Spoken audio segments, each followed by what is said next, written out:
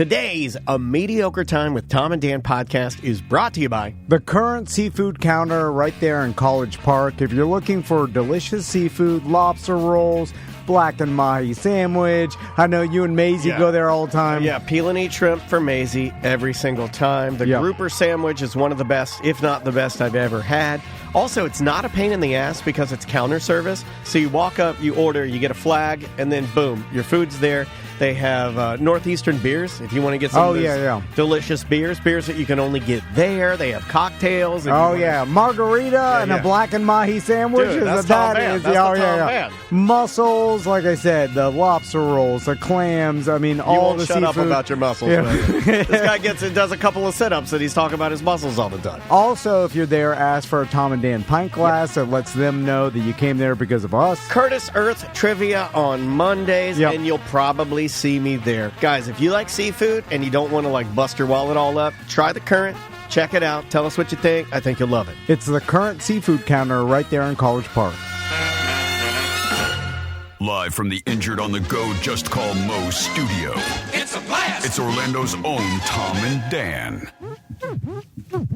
Hello. This is your Mediocre Time with Tom and Dan program. We hope that you will find our presentation precise, joke heavy, and just right. Thanks.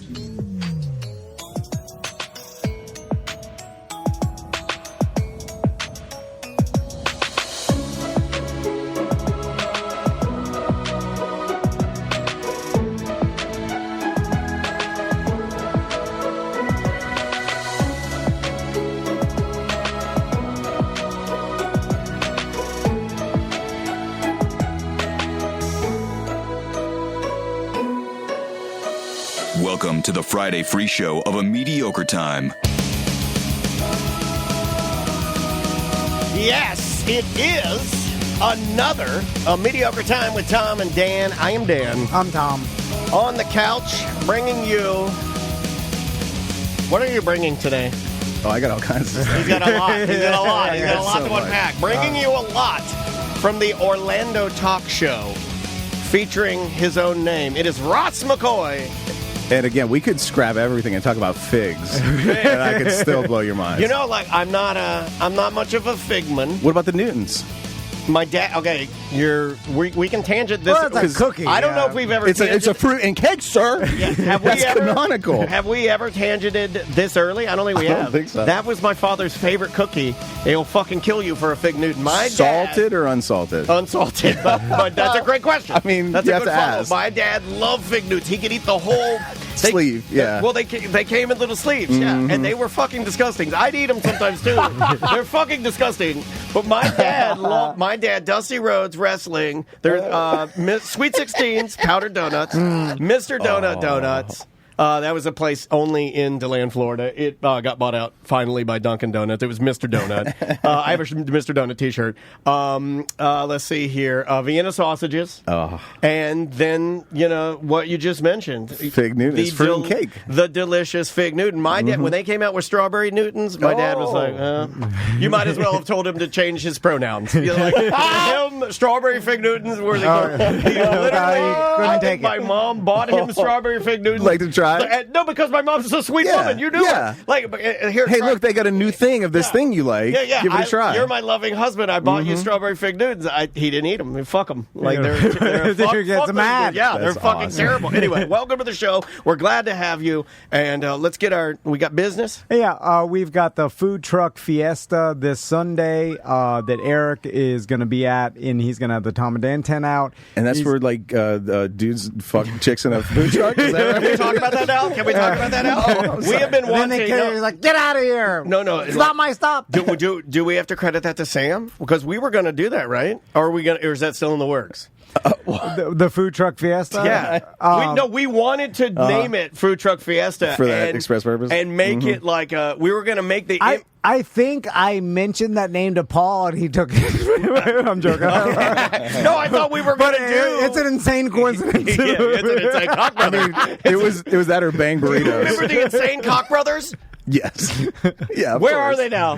Where are they in St. Croix? Most likely dead. Yeah, I feel like right around the time that bum fights were popular, like you and I would go like, "Hey, we've watched all these bum fights. What's going on with the insane Cock brothers?" It is sad that in a world where like it seems that almost all information is at our fingertips, you can't follow up with porn stars and figure out what happened. Like that guy with the big bump on his dick, Ramon. What happened to him? Where's he at now? I tried to look up Ramon. Yeah, I would, if he had a Twitter, I would fucking. That would be what I'd check first thing in the morning. He had a marble under the skin of his dick, and the legend was that it pleased the clitoris.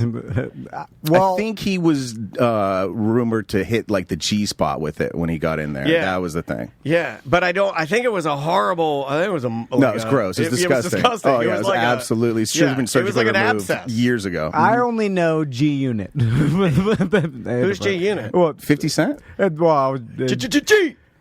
Ross had talked about G spots, and I don't know. Oh yeah, I see what he's saying. Oh, the he's food very truck. tired today. The food truck fiesta Yes. is from 3 to 8 now.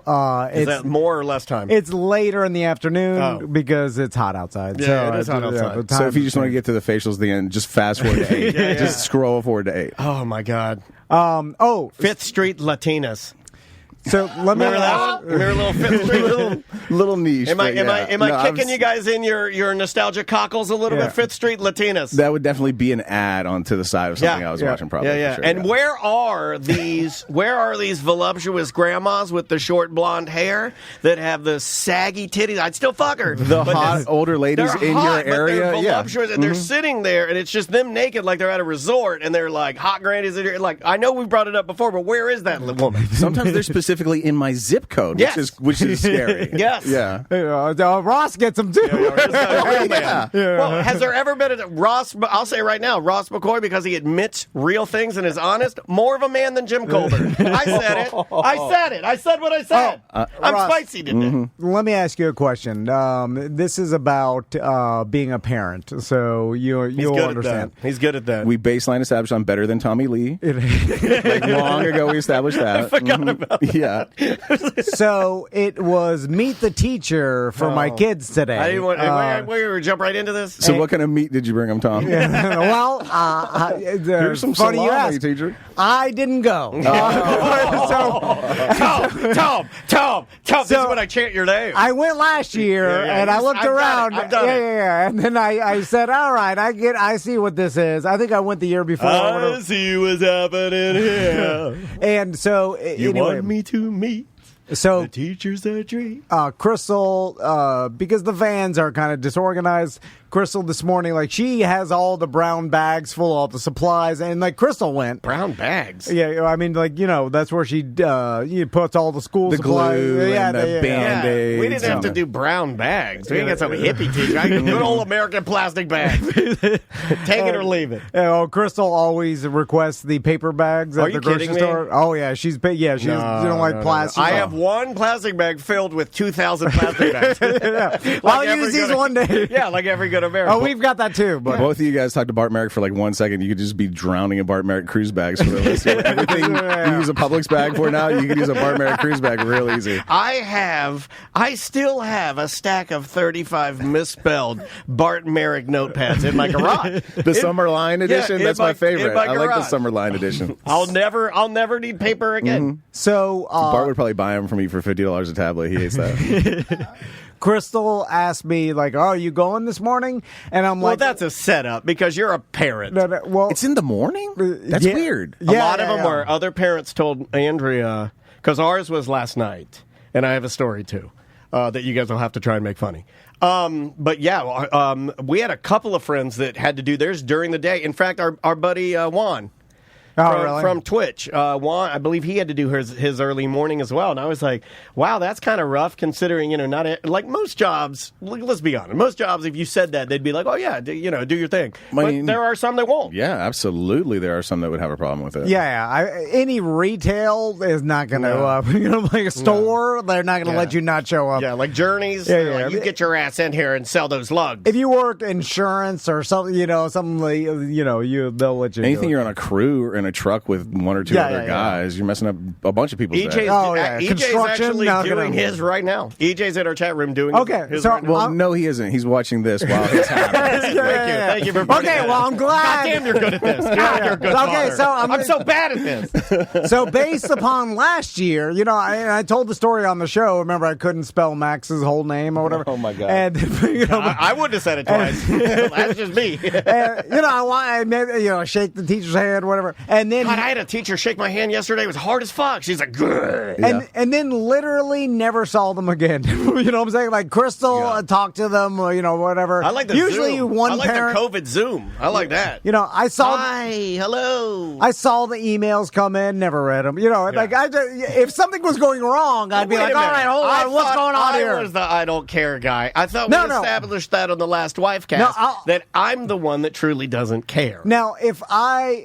you have a kid that maybe has some bad behavior or some other issues, A punk. maybe you want to go in and meet the teacher and kind of establish a rapport so that because they're going to be calling you and like, hey, Jimmy's I want to get in front of this. Yeah, he's sucking it again. I don't know. I mean, kids out there. Jesus Christ. I mean, they Imagine do- that teacher. What do you got to do this afternoon? I got to No. call Jimmy's dad. He's sucking it again. No, I mean, That's a terrible his job. thumb or the Oh. markers or the glue stick. I don't know. And all I'm saying is, if you have a normal standard, right? If you just got the mid-range, Dennis. Your son is sucking it again. like you don't got the best, you don't got the worst, you got the mid-range, and the majority is the mid-range, right? Yes. It's like Yeah. he's not the top five, not the bottom five. Mathematically, no matter what. Yeah. So most people that are listening to this, including us, have the mid-range, right in the middle. Like they're not causing it, they're not sucking it again. yeah, the normals. Yeah. They're not sucking it, and they're not not they're- showing up. and they're not a genius where you need to be like, hey, This is not called an exceptional time with Mom and Dad. It never, and it never will be. They're just and normal. that's a guarantee. Yeah. So, But it's not the sucky time with Mom and Dad either. That's true. I understand one of the parents going to meet the teacher, like in whether it's mom or dad or whatever works Haven't out. I done this or, and you've given me shit for it? or maybe, but It all runs together. Yeah, Haven't yeah, I yeah. not shown up for a parent-teacher thing and then you've given me shit for it? Well, that was when I went. I only give people shit of stuff that I have to do and they don't. But so I'm just saying, like me not showing up to meet the teacher is a nothing to no one. It doesn't hurt my sons in any way. The teacher doesn't care one way or the other. It's I'm just trying to nothing. figure out if I agree with what you're saying. What would I have done today that Well would have said. made a Good job. That's great. You are correct only because you are the dad. They really don't care if the dad is there or not. They assume right off the bat, because it happened to me a million times. We'd both go, and then they'd turn to my wife and be like, so what's your phone number to contact for like later? Oh, yeah, that happened to me last And year. I'd be like, no, I'm sorry. She has a real job. If like here's my phone number. I'm You know going what to it be at is? home. You know what it is? You know what it is exactly? It is the inverse of going out to eat, and I'll explain. When I go out to eat, no matter what, when the check comes, it comes to me, Sure. right? Yeah. But when you go to parent-teacher, same thing happened to me yesterday too. Everything is directed to mom. Not complaining. I'm not at all And complaining. thus, so as long as the mom shows up, they're fine, and they think that the contact has been made that needs to be made, and it's all well and good. Now, what if I think teachers also understand that dads work harder, so we don't have enough time. Right? No, because teachers are supposed to be smarter. I walked right up to the line, and you jumped over it. I fucking love it, Dan. I love But it. that's why I'm here. So, what if I go one step beyond this and One step beyond. That's for you, yeah. We're lined up today. and none of the parents show up, all right? yeah. Okay, so Oh, we had a lot of that too. Do you want me to blow your mind? Advanced parenting moves, and again, Dan will tell you, like, I'm from the future, He does and good on everything I parenting. tell you is going to come true. And whether or not you believe it, the less you do, the better off you are. well, that's what I'm saying. Okay. Nope. Yep, you're edging towards it, Tom. Just like some of this financial advice Ram Davies is getting. You're like, you're right on the edge. You've heard it. You're familiar with This, Graham. I listen to ACT. great. Yeah. I'm glad This you're is up the there. buy a boat of parenting advice. So, because I'm thinking, like, For example, it's my son's senior year of school. Yeah. Jesus And thus far, I've helped with some of the scheduling, but I haven't been to the school yet. Nice. He did media pickup, computer pickup. He got his own parking decal.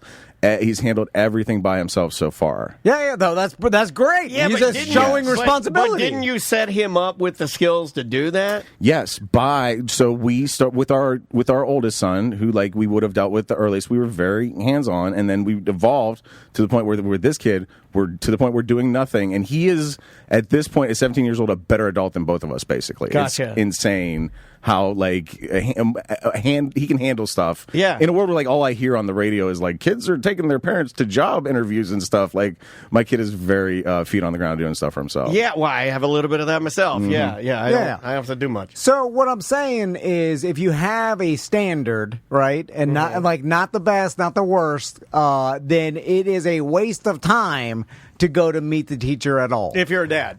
Or mom. Oh, you're saying anybody at all. Because what is being accomplished if you're like, you go there, you meet the teacher, okay, you met this, like you're probably not going to change the teacher based on this meeting. Like how bad could the teacher be where you're going to be, you know what I'm saying? So I'm going to say you're not vetting the but teacher. You're explaining a scenario that only works for you because Maisie wants to go to meet the teacher. So there's no. What am I going to have her just drop her off and let her walk in by herself? Oh, she the wants kids it. Definitely do it for her. I'd say the inflection point. She has legitimately picked out a dress, picked out the accessories. She wants to be there. Okay, loves well, that's different. If she wants, because my kids could care less and were mad that we drove like that. Crystal took them out of the house. They're like, "Oh God!" I think that's. The I'm norm. like, "Do you want to meet your teachers?" They're like, "We're going to meet them Monday." That's so you. God damn, that's you. That's so Tom Van. That both of the boys are like, "We're going to meet on Monday." That reminds me of what is that? Who was riding the bike down the mountain? You fell. Yeah. That's right out of Tom Van's mouth. And not only are we going to meet them Monday, we got the whole year. Get to know him. Yeah. And I'm sure they would. And this is coming from me. I'm not at all anti this, by the way. The teacher would have less to do if less parents came to meet them. They're probably if I was a teacher and I have like 30 different parents meeting me, I'm just like, oh my God. Okay, now I hate to do this. Don't at me. Wasting my time. As I went last night to Maisie's Meet the Teacher, which he was super pumped about, picked out an outfit, her makeup, her hair was curled, the whole nine. When I walked in to meet her first teacher, because she's got two, she's got like a homeroom and then she switches classes. The teacher on her desk had a giant plate of like all this yummy stuff to eat, but she was having to walk around and talk to all of us. So I got to go with what you're saying. Yeah, they don't want more people there. Yeah. Like I said, they don't want to stay there all day, right? Because even for the teacher, what does that do for them? Like, I understand the teacher wants a parent that cares, but as long as the parent cares during the year, then, what are you... I guess their pitch would be like it's an informal first meeting before we're into like the formal school year, just to give you a little, taste of it before. But yeah, screw that. Yeah, I bet you if you secretly polled, now a lot of teachers are not going to say this publicly because they don't want that, but if you secretly polled every teacher... Do you want to stay late one day or come in on a day you would otherwise have off? Yes or no? Yeah, like if no parents showed up and you got to take off, that would be good for you. But I wonder if the answer is, like, does it have anything to do with, because I can hear these people kind of echoing on the outside of this broadcast. Yeah. With just showing your child that these are the proper things to do. Because it's school and you need to take school, you need to take it seriously if you're going to go. I didn't have that when I was a kid. See, I did. I was locked in. And Andrea, I may have had that. I just can't remember. Both enjoyed school. Like, I was never an anti-school person. I enjoyed going to school. I never, woke up and was like, ugh, I don't want to go to school. I was just never that person. So, I don't anticipate that Maisie's ever going to really be like that, because both me and Andrea weren't like that. Here's my advice where to draw the line. When, what grade are Max and Tommy? 4th and 5th. So I'm going to say draw the line. When you're kindergarten, first grade, when you're going to meet the teacher that they're going to be spending the whole day with, go meet that teacher. But when it comes to meet the teachers... And it's go talk to their science teacher for a second. Go talk to their English teacher for a second. Go talk to their math teacher for a second. Middle school. And then go run around the whole school, talk to them each for a second. They each have a little spiel they run you through, or they sit you down in a group and make you wait until they run the spiel for the whole group. That's when you cut it off. When you go from meet the teacher to run around and meet a bunch of teachers, that's when it's worthless. Yeah. Okay. All right. So that actually sounds okay to me, because I don't remember my parents going around with me when I got to middle school and high school, and my mom was an educator. teacher, and I don't remember her even doing that. Because at that point, you meet the science teacher, and the science teacher's like, hello, you're the parent of one of 600 kids I'm going to teach this next semester. And I'm also in my 15th year of my teaching career, so that's like a billion kids. I will not remember you. The second you walk out of this, you could commit murder. I wouldn't be able to verify whether or not you were in this room or not. Good day.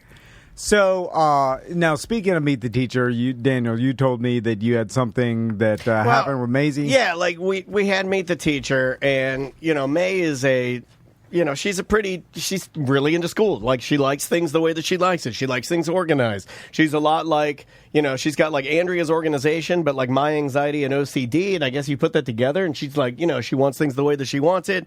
She's super pumped to go to Meet the Teacher last night. And I was actually kind of excited about it. I got done here, went Sometimes home. there's cookies. Yeah, you take a shower. I put on. Maisie insisted that I not wear a T-shirt. She wanted me to wear a button-down shirt, so I changed. Oh, I thought you wanted shirtless. Yeah, she did want me shirtless. Daddy, wear the leather vest. No, I don't want to go into my full pig mode in the school. So I wore a button-down shirt. She actually wanted you to wear a different shirt. Swear on my life, yeah. My sons have never commented on anything I've ever worn one time. I could have left in Dukes. I'll go further. With no shirt, and then they wouldn't even notice. I'll go further. They've seen pictures of you in a bear suit. I put on a shirt that was a white. It's like an Old Navy, like those stretchy Old Navy button downs that you could buy for like $12. Is it that Yay Old Navy collab? It was very old, and it was like it had little mustard bottles and little ketchup bottles on it. It's like a summer shirt, for like a cookout. Yeah. And I had that on, and Maisie's like, "Can you wear a different?" She's like, "Can you wear a different one?" So I went in and got a different one that was like the blue one that I have with flamingos on it. So I wore that one. So she was okay with that one? She was okay with that, but she did sort of check what I was wearing. She asked Andrea what she was wearing. She picked out this dress. It was a purple polka dot dress that she really liked. She's like, oh, I finally fit in it. She had bought it a while ago. She curled her hair. She put on lip gloss. Is this like first grade at a new school? Is she moving up to new school? She is same school, but moving up a grade, and now she's able to split classes where she goes to a homeroom, and then the teacher does all the subjects. I guess it's to get them ready for switching class. Okay. Is all I can imagine. So I'm doing my typical chirping thing, and it's the same thing that I complained to you about. Like, you've got to hate this when I'm just like making jokes all the time.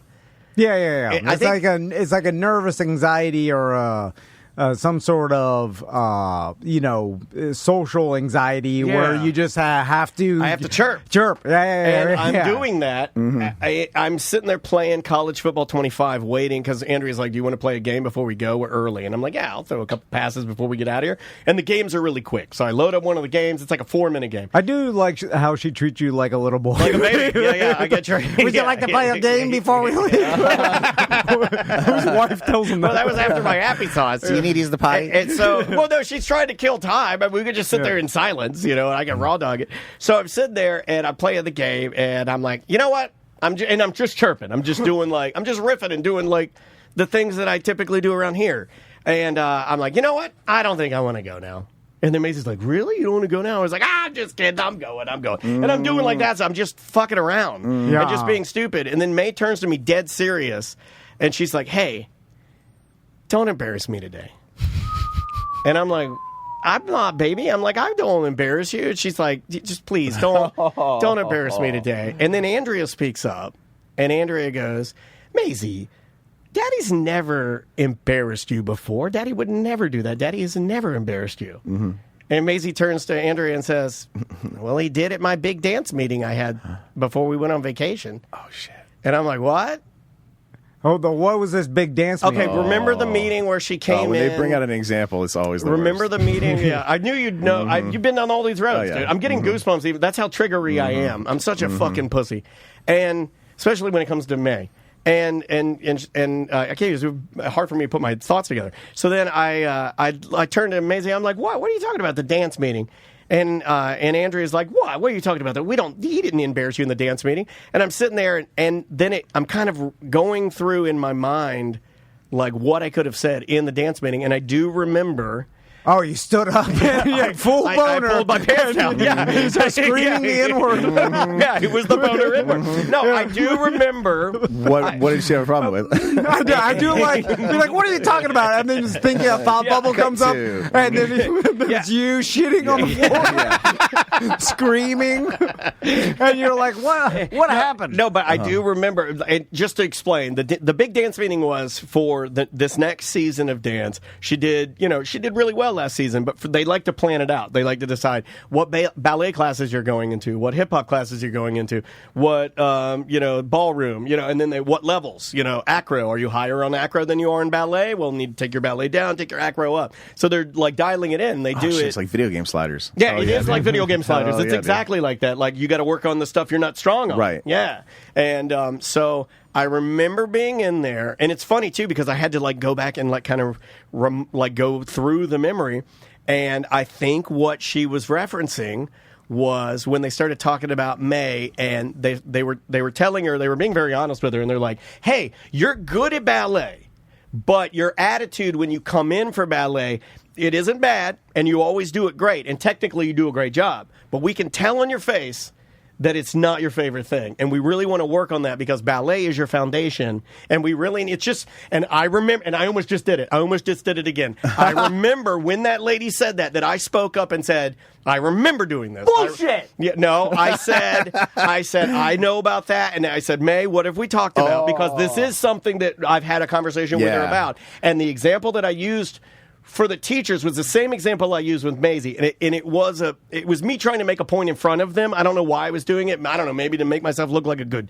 parent or something. I don't know. But I'm beating myself up about it now because I said, yeah, May and I've had this discussion about ballet, and she knows that, that your roots, like you have to do the technical things and you have to execute the simple things and the technical things well in order to get to the fun stuff. And I said, it's just like me when I played drums, I would drill my rudiments. I always drilled my rudiments. And now at that point, I'm talking about myself. Yeah.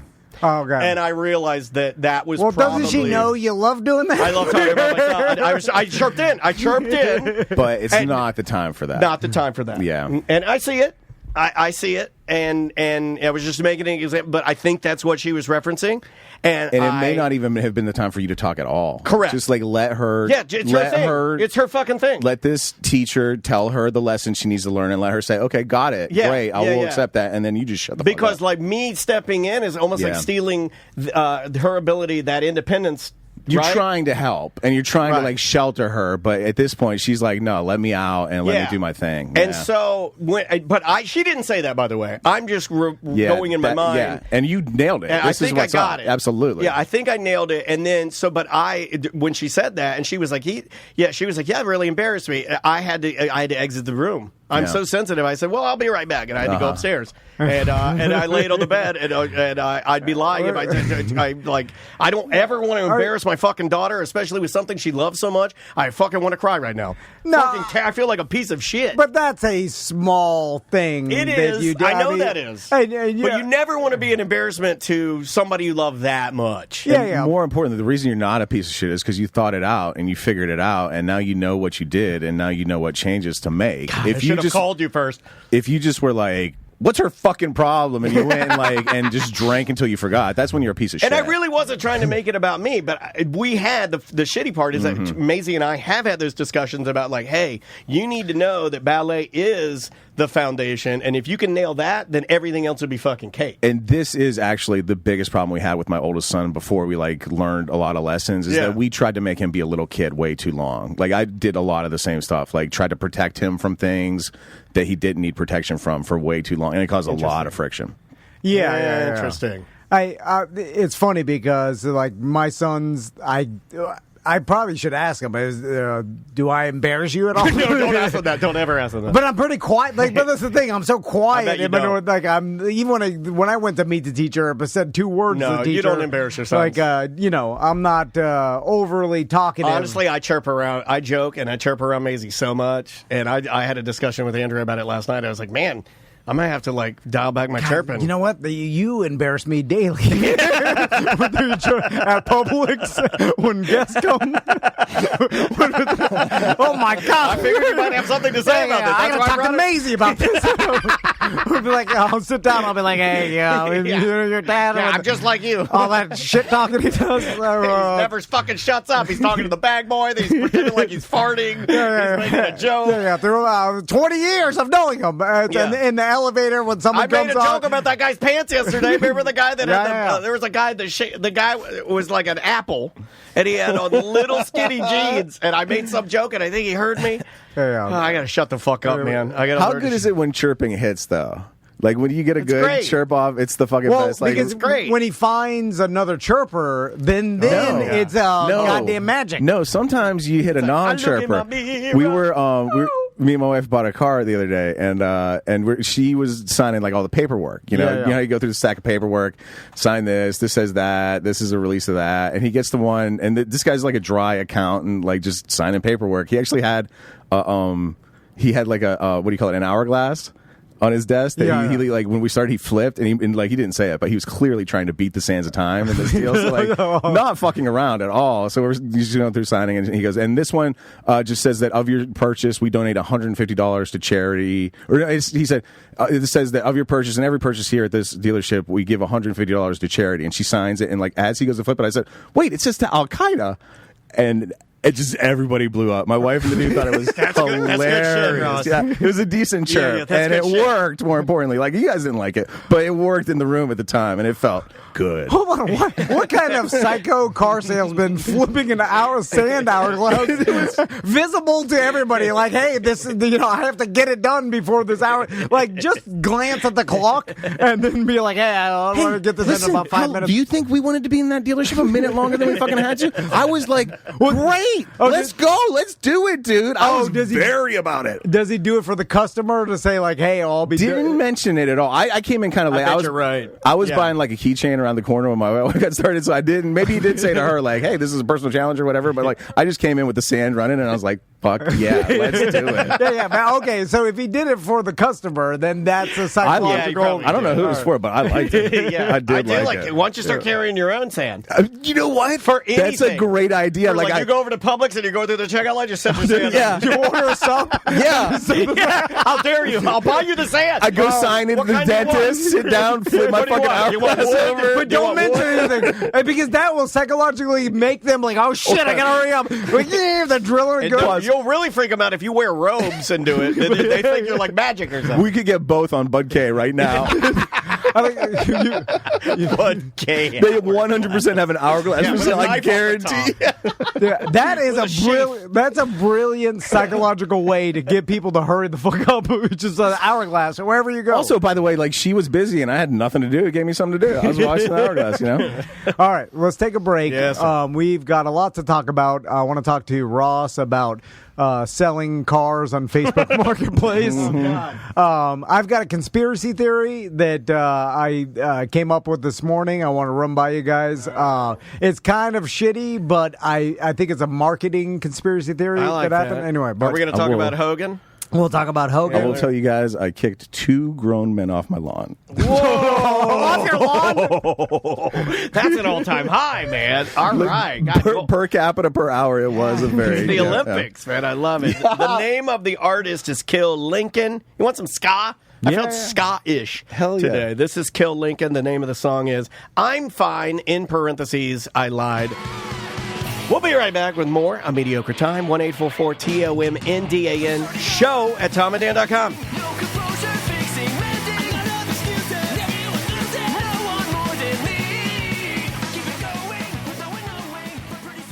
Hawk to us, spit on that thing. Okay, all right, well, that's done. What's the last time I can say it? It's the last time I can say it. Have you seen the new girl? Have you seen the new girl who is hawk to us boring? I'm fart on that thing. No, they're gonna fart. Yeah, That's not going to be as popular. She's pretty hot. The fart on that thing, girl's pretty hot. Well, no one wants it. I've never said I'd let like her fart on it. Hey, listen, no one wants a fart on it. Like, You know, just want the spit. email me, show@tomandan.com. Tell me if you want fart on that thing. Anyway, we're here to tell you about Fair Villa Megastore. Fart on that thing. Fart on that thing. Or plug it up. Plug it up. No farts allowed. No farts here. I want to get an email. Fairvilla.com. They've got multiple locations. Yeah. Of course, their giant megastore in OBT.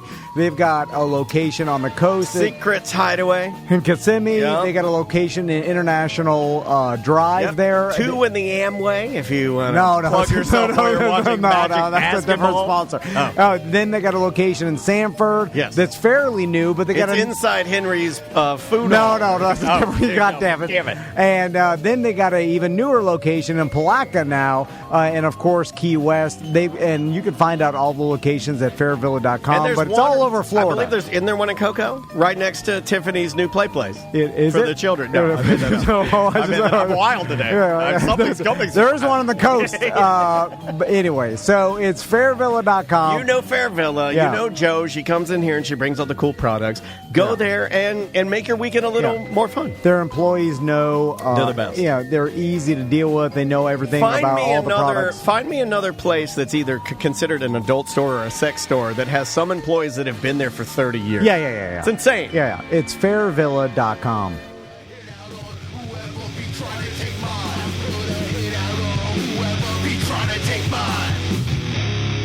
I was hoping they'd have a little run it a little bit so you could freestyle a bit. I've never freestyled in I know. Well, you have 17 years. One time. Yeah. One time. I kind of remember. No, no, that OLE. Well, it's because you were passed out, and Yeah, Dan he Cummins was was. sitting next to me, mad that he was Yeah. involved If in all only this. Maisie was there for me to embarrass her. Oh God, if she could have seen that night, that would have really embarrassed her. Boy. No, if you could show your kids video stuff, you could really. If you're like embarrass them. Daddy now, you'll love Daddy drunk at the ruining the night for Dan Cummins. Yeah, when you asked, I thought the first thing I thought, I don't know if this is embarrassment exactly, but my kids were in the van when my wife came to pick me up after I got the shit beat out of me after D-Rug's birthday party. So they saw The me whole like group. drunk as hell with like a fucking swollen eye and all beat up and torn shirt, just hobbling into the van like, let's just get out of here. man. They all saw that. They'll remember that. Oh yeah, no, they're scarred in ways. Yeah. They'll remember the part of town you were in. Are we doing? Is this confrontation? I don't know. You guys are showing. You want me to light it up because you got the theme song? I'm curious because someone is excited in the chat room that multiple people are. They knew you had something going on with Facebook Marketplace. I'm a big fan of fucking Facebook cesspool. Marketplace. Should I do confrontation? All right. I guess. All right, here we go. Let's do it.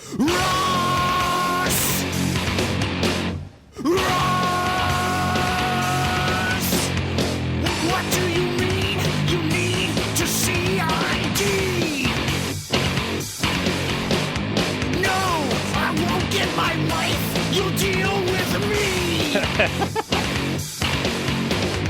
Ross's,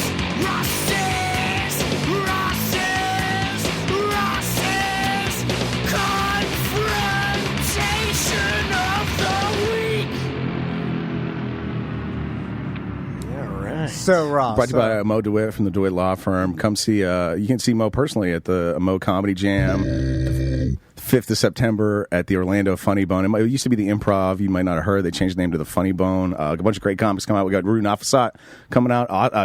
Self-proclaimed King of Fats, Austin Kleeman is going to be there. man. Current title holder of Florida's Funniest comedian Donald Evans is going to be the feature there. We also got Sabrina Ambra from the News Junkie making an appearance. I've and, seen her. of course, headlined by David Jolly. You've heard him on Kill Tony. You've heard him on everywhere. He's headlining all across the country now. That's It's a good amazing lineup, that we dude. got him. And then some guys hosting too. There's another host. That's how Bus Tucker's advertising this show. Oh, really? Yeah, like literally blowing up like everybody from like Rue, who is great, but has been doing comedy for like 5 minutes. And like I love Rue, and she's gonna be hilarious, but he's blowing her up and like respect. And then there's a guy hosting. Oh, Bus Tucker's Bus Tucker's a bully. Is he? Grade Yeah, A. yeah, yeah. Grade A bully. He loves it. Yeah, he bullied me all vacation. He looks like a nerd, but does. he's really the bully. You know that, why? Big ding dong. Yeah. He wrote a Facebook post the other day. I can't remember what it was in context to, but it was like defending something. I was like, hell yeah, Busdecker. Good. I wish I could remember what it was so I could give him a true shout out. But I think he was defending using the N-word freely. that's what it was. That's what Like, I it was like along the lines of if the Wu-Tang in clans your can favorite. say it, why? Yeah. I think he was saying it's a karaoke night. No big deal. Right. If I want to get up there and do Ain't Nothing But a G thing, that's the bus's prerogative. Yeah. But singing along with the song. Anyway, so Ross, you attempted to sell your car on Facebook Marketplace, or let me hear. The post that everybody saw was I was selling my old van, Gracie, who Dodge Grand Caravan. We did one of the first ACT go-tos in that van like 100 years ago. Yeah, it was about 10 years ago. Why don't we buy that van and wrap it Tom and Dan and drive the shit out of it, dude? What did we buy at the auto parts store for that? You guys, it was You hilarious. wouldn't let me buy any of the stuff I wanted It was to buy. 'cause hilarious. We're Well, we always didn't on have a that much money. fucking budget. We don't have a huge check lately, buddy. That was how you guys like sold it to me. Like, we're gonna take you to the auto parts store and just like buy you a ton of crap and really pimp your van out like auto parts store. And then we got there and you were like, budget's $5. I swear to God. I'm glad you remember. I was Ross on this. Some goddamn chrome wheels. How you just spit everywhere, and we wanted to buy. We pitched like a fucking rubber steering wheel cover, and you're like, too much money. Too much like, money. that's $22. Put that shit down. I'm like, come on, man. So what we ended up, I don't remember, probably like an air freshener of some sort that's been long gone, but the only thing that remained was we got this little, in like the stick-on chrome section. Oh, yeah, I we got this little chrome tag. Decepticons. It just said the word in black on chrome, special edition. So we just went to like the back of my minivan, wiped off one spot above where it said Grand Caravan, and we put this little tag that said special edition. Was it still on there? Oh yeah, that thing held on. Great, like through car washes, up to Pennsylvania and back a million times. That thing held on. That makes me laugh so hard. Is it still on there now? And, Did you add that we'll to the post? You're like, Oh, special edition. It wasn't a picture. I don't know if it influenced anybody. Like literally, somebody could have been in maybe. So the first guy I kicked off my lawn. Okay, so Gracie was for sale, and also this little Lexus that we had, which like we were given. Okay. So like I didn't have much skin in the game on it, so I was really trying to get rid of it, and I couldn't get a nibble hardly. I'm like, I dropped the price drastically. Nobody wanted this thing. Way high mileage. It's running okay. Battery dies once in a while, but cute little Lexus. Anyway, so I'm mainly got a ton of nibbles on the van. And so the first guy right away I get a guy who's like, I think I listed it for 15 or something. He's like, what's the least you would take? Like they all say. And I'm like, listen, you walk up with $1,200 in hand, I will sell it to you. And so this guy's like, listen, I got $1,200 cash in hand, man, but I don't get off work until 5. I can come by your place at 6. I was like, great. But it's still for sale until then, homie. Yeah, I'm not going to hold it for you. That is standard operating procedures. Yeah. The Daniel doesn't know about this, but No, Facebook I don't. Marketplace, I don't. Like, if you... I don't do any of it. If you want me to hold it for you, I need a damn guarantee. Something. Like, Wow, he put a damn on that. That's how you know he's fucking serious. Yeah. I need a like some sort of like, hey, here's a picture of myself. Here's my cell phone number. Like something. How about here's a picture of my wife's tits? Yeah. What I was like, Something- hey, here's a picture of my wife's tits just to know that you know I'm not fucking around. If you go to Yeah. Facebook Marketplace rules, that is one of the accepted. Okay, I It like can't that. be loose. You gotta keep texting me like, "Hey, I'm on my way. I I'll get like off." loose tits. I'm swinging them around. So that nebulous, but from that point forward, I'm able to weed out like the real assholes by saying, "Listen, you're welcome to come look, but I got a guy coming at 5 with $1,200. So that's the bare minimum." So I'm like telling people that right away after that point. Yeah, you could also just lie to people to make them. It occurred to me. Yeah, I do that all the time. But I had I'm like, some other guy offered me $1,500. Oh, I love doing that. I love doing and then the person's like, "Oh God, all right, He's I'll on his match way it." right here. I'm watching the dot. He's an Uber driver. Yeah. I'm watching his dot. And then when people try to do it to me, I'm like, I know that's bullshit. I do that. I'm pretty sure everybody assumed it was bullshit, like you're saying. I'm But you pretty don't sure. tell him that, right? Like you're No, not gonna. no, that's no, a little no, too no. brazen for you. No, You're not no. gonna say. I like, just say thank I you. know that's bullshit. No, I'm I don't. calling your bluff. This is all stuff I say in my head. Yeah. By the way, oh, God, to hear that, and we will be able to hear thoughts. I do believe that. I just Hopefully coincidentally that this kind of happened, and I stumbled across this awesome show called Car Fellas. All right. You got to check out this show called let me Carfellas. jot Make a that note. down. What It's is on that? HBO Max right now. There's only one season, which is the greatest crime in this universe, I believe. So, like, imagine that the cast of The Sopranos, like the actual characters in The Sopranos, got fat and gave up crime and started running a car lot instead. Okay. We call it, in our house, it's called Carfellas, like Goodfellas. We call it Car Guidos because it is so sublime. It's amazing. Okay. So it's a bunch of. Is it really like, old? It's like 2010-ish, something like Oh, 2011. Chef's kiss. That's a good year. And like I stumbled across it because there was a viral clip that went around of these two giant fat Guidos, one literally named Mario, having a fight where the one guy said, like, this is the whole fight in a nutshell. The guy's like, we're sitting there, we eating pizza across from each other, right? I eat my slice here, he eats his slice there. I eat my slice here, he eats his slice there. I eat my slice here. He reaches across the pizza and grabs my slice of pizza on the other side of the pizza. And the other guy's like, you can grab any slice of pizza you want in the box. Hold on, I'm watching this shit. I saw this clip online. I was like, what the fuck is this from? I need it in my life. It's Carfellas. But anyway, that's just, so they run a car lot, and I got a lot of my negotiating techniques from them. All right. And one thing I learned from the Carfellas is don't be afraid to walk away. Okay, all right. And like you said, like I could just be bullshitting about this $1,200 in the future, but like in my heart, I know it's real, so I am able to act as if it is real. So it doesn't. Okay, all it right, really doesn't matter whether it's real or not. I'm like walking away if you don't mean my $1,200. So the first guy that's like comes and looks and is like serious is this guy Brandon comes. This is his real name because he's a fucking prick. All right. Hell, most Brandons are. That's what I heard. That's why. Yeah, that's why people are telling them to go. Yeah, they affect the gas prices too. They really That's what do. I saw. Brandon comes, and if you know a Brandon with like a weird skin disease on his elbows, it's probably this Brandon because I can't imagine there's two of them in this town. So he's like, I'm taking it for a ride. I'm like, God, you fucking elbows, but okay. And so he gets in, and he's got a friend with, and this is how you know they're great guys. So like they rolled up together. They got a truck on a trailer that they're going to tow it away with if they buy it, and I have a number of lines out there, so I don't know. Brandon's looking at the engine, and his friend kind of walks up, but I don't know if it's his friend or another guy who like also might be on the way at any time, right? Yeah. So I go, This is Tom's worst nightmare because you couldn't handle two at one time, right? Yeah. So the friend walks up, but I don't know. So I go, "Are you with him?" And he goes, "We ain't gay, but yeah, we rode here together." I rode this car, but I ain't pumping his ass. Immediately, right off the to a bat. great start. And I just go like, no. There just might be more people coming. I was just wondering if you were interested in the. Why Sir, you gay? You're like, sir, you're looking at a broke down van on Facebook Marketplace. I know you're not gay. but the fact that you're here.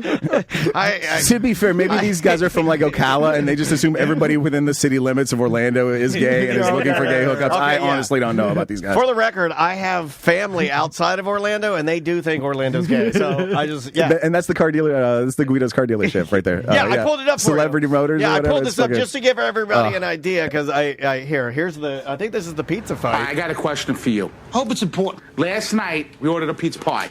There was 8 slices. Okay. Amongst us two. So just so you get the visual, I'm sitting here. Give your honest Tommy is opinion. sitting here. You're right in front of your 4 slices. Right, okay. Okay. So I ate this corner. He ate that one first. He ate this corner. I ate this one. Right. He ate that one. Yes. Right. I ate this one. Yes. Right. He skipped that one. Maybe I didn't want that. Maybe I wanted He the corner. skipped that I one. went to the corner. Stood up and took mine. I didn't stand. Okay, yeah, this is awesome. It's so good. Yeah, I'm gonna watch that with Maisie. It's so good. I wish I was the boss of this place. I'd be like, get to work, fatos. The hell are you doing? So should we start running this podcast? Like, you come around the corner, you're like, "Hey, you fucking fat bitch! What the fuck have you got done today?" And I'm like, "I'm editing the show, so you're like, hey, fuck you! No. Fucking edit those commercials, you fat sack of shit!" You know what's great about this is that this show they edit all the curse words out and they give you a special disclaimer at the beginning, like one of the fat but muscular one like gives, "Hey, we curse on this show, so get fucking ready." You know, like they give you I like that when they're like, but they bleep out most curse words, but for some reason they don't recognize the word jerk job as a curse. So these guys just say, "You're a real jerk job." We're like, "Get out of here, you jerk job!" Like constantly. Yeah, let's call each like they other can't say they go, "You're a piece of bleep," and then freaking you jerk job. Oh God! It's so fucking funny. Anyway, that's enough about car Guidos. Shut the front door. So Brandon looks at the engine. We take it around the block, and his buddy, as we're driving away, he goes, "Make sure you get it up into overdrive. Like, get that, engage that transmission." Hey, make sure you engage that overdrive, and hey, we're still not gay. So on the block, like around my house, like in front of the Publix on Orange Avenue, Brandon's trying to go from 0 to 60 in like a block. Oh, he's running times. And then he screeches around the corner, and we do another like a block and a half, and he gets it to it, and I can tell he's excited. He's like, because it runs pretty good for his minute. Like, I don't know why it hasn't been running good for us, but it goes around the block. I've been there too. It's a fucking special edition. You cross your fingers, it starts, and then it starts right. You're like, hey. So every boat my dad sold was like that, I believe. So we do a pretty good quarter mile around the block, and we get back to the house, and Brandon right away is like, all right, $1,100 or whatever. I'm like, hey, listen, I told you right off the bat, guy's coming at 5 with $1,200. He's like, all right, $1,200. And I'm like, listen, the guy, I told the guy I would kind of hold it for him at 12. If you would do $1,250, just beat him by like a hair, I would feel more comfortable with it. And he's like, nah, 12 right now. I got 12 cash right now. And I'm like, you know, just I appreciate the time. Sorry to waste your time. Tried to shake his hand. He wouldn't shake my hand. And I was like, but yeah, I'm gonna wait. He was holding a gun. You're letting the deal slide. I was like, I'm just gonna wait for the guy to come at 5. That's a dangerous game, right? And I'm like, thank you. And I just turn and walk away. I go into the house, and I was like, what's up? And I explained to her, and she's like, you fucking idiot. Go get that 12 right now. Like, he's here with 12. You can't wait for this fucking guy at 5 that may or may not come at 5. Yeah. No, my wife is Team Tom 100%, apparently. Yeah. There have been other times when I think they've aligned themselves. But you did say to yourself, if I don't get the price, I'm walking away with the big fat Guido. So I run outside, and they're driving away, and I have to wave them down. And the guy, the one who has declared that he's not gay, rolls the window down. Okay, yeah. And he's like, yeah. And I'm Still like, not gay. I'm like, hey, listen, I'm really sorry, guys. This is on me. I went inside. My wife says I'm a fucking idiot, and that I should take the 12 right now. Wow, If you guys, okay. Hey, you did the hat in hand. Let's get this done quick. Yeah, all right. hat under my feet, yeah, dude. Like, if you're saying my wife says I'm an idiot, let's just get this done. Yeah. You're defeating. You're admitting defeat to get what you need. And the car Guidos like to say, I'm dropping my pants here. I drop my pants fully to the ground for this guy, and I'm like, I'm taking a fucking pumping. I'm like, yeah, I'm very sorry. I will do the 12 if you guys still want to do that. And then the guy who rolled his window down goes, seems like it's 11 now. No. Oh, shit. Oh, he Guido'd you. Oh, my God. Oh, he Guido'd me so hard the linguine fell out of his nose, dude. Like, he said that, and I said, all right, thank you, goodbye. And I turned and started walking away, and the other guy goes, wait. And then he's like, I got it. 12. And I was like, okay, great. And so we have reached an accord. Well, this is rough. I like where you are where you were first at.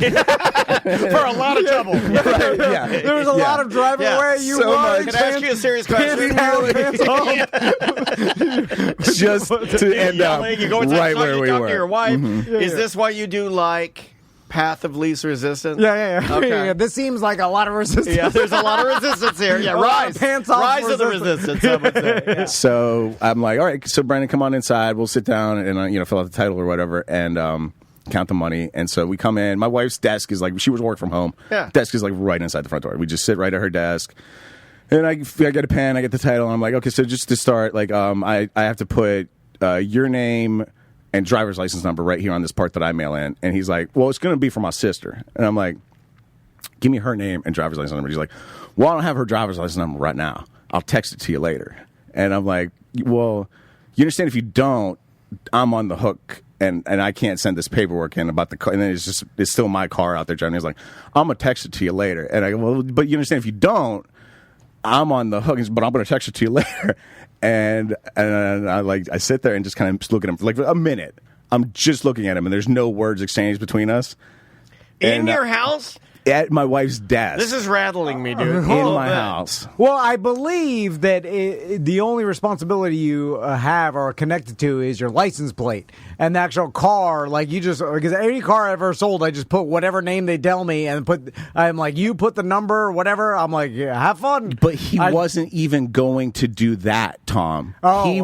He didn't have the number. He didn't have any number. He was going to provide it to me later. So he gives me a certain amount of money. I give him the title and the keys in the car, and I'm stuck with this little slip of paper I have to send into the government, but I'm lacking one crucial piece of information. And if he doesn't text me, what do I do at that point? I don't fucking know. I drive to Ocala to find him and his sister and try to find her driver's license number. Suddenly, I'm on the hook for like Impossible. So at this point, I stared at him for a minute, and I'm not going to say again the same thing. So I go, I guess we're at an impasse. I'm sorry. And he's like, you're a fucking kidding me, right? And I'm like, and please feel free in the chat to tell me I'm a fucking idiot. I don't know. I could be completely wrong about this. But in my mind, the one thing I have to do is collect this little bit of information and send this piece of paper in. So if he won't even give me that bit of information, we're fucking done. So Chat room is saying you believe wrong, Tom. You can obtain the car, not switch title, run people over, never have registered, leave the car. It's on you, the current owner. If I don't send that little tag in properly filled out, you're I right. still own the car. Yeah, That's you're right. me saying I've sold the car and it's gone from my name. That's the only way they know that. Well, there isn't one person disagreeing with you. So, well, yeah, that's by the book. I'm just telling you, and this is probably wrong. I've never turned in a title to anybody. So I feel ever. more comfortable. I feel more comfortable in my situation, my decision than ever. I got screwed one I time. even did with Sam when I gave her my mom's car. I did that and gave her and then I took a piece and then she took. You send yours in. It's not my car anymore. Yeah, I think Andrea sent it in. Oh, okay. The top of the title. Yeah. I've never sent in a title before ever. Yeah, I think I had to With because anything. it was still in her name at the time. Well, usually when you sign over the title, I thought whatever they do. I did get screwed. If they do it, though, Tom, if they don't go to the title office and get the title in their name, it's still titled in your name. It is, but it's titled under the license plate number that you took because it's your license plate. So once you take the license plate off, the car, the VIN number, I guess, is still under your name. So now you're adding to your crimes that you're committing with that car, driving with an illegal license plate or whatever. They're going to steal a fucking license plate, too, and drive your goddamn title car around. Yeah, but if they have their license plate, is that I don't think it'll ever go back to you. Chat room saying, person bought my car, didn't register it, got towed. I had to pay to have the car destroyed. Wow, I don't even know how that. There's a little tag at the top, and that you send it in. That's how they know. And so, I look at the guy. I'm like, we're in an impasse here, and he's like, "You're fucking kidding me, right?" I'm like, "No, unless you can give me a driver's license number that I can send in." And no, he's like, So based on what you're saying, if you have done what you've said, which I believe you, then everybody that you've sold things to is re-registered in their name. So there would be no problem. Or they've just been driving the car around and not getting in accidents. Right. The only problem would be if somebody didn't do anything and it's still registered in your name, which... And then they get in an accident and flee the scene, which happened to me this goddamn week, by the way. And they just leave the car there. The cops are going to come looking for you because that's your car. And I don't think they would. They'd look for the person's driver's license is on the license plate on the car. Which is stolen. So when that comes back stolen and they can't find anybody from that, they're going to go, who's the owner of the car? That's still you. Yeah, but then I tell the cops, you don't like being wrong. I understand, but if you send in a piece of paper, all you have to say is, that's okay. All right, okay, I get it now. No, if you do the right thing, this never happens. Yeah, but there's a lot of I'm not on the hook for anything because they're not going to be like, well, you are the murderer because it's your car. But at the time, they will be looking. We're not talking about actualities. We're talking about they will be looking for you because you are still listed on said car. And the other thing they can do is... Yes, it will shake out. If you don't fill it out properly, they can do another sale and then just act like you sold it to this third person and skip the tax on their end. And then you are complicit in a crime at that point if they get caught and they try to trace it down and everything. It is the proper thing to do. Or you can send in this little square paper and none of this can ever happen. So I'm very focused on that fact of I would rather that be the fact. So I kicked this guy out of my house.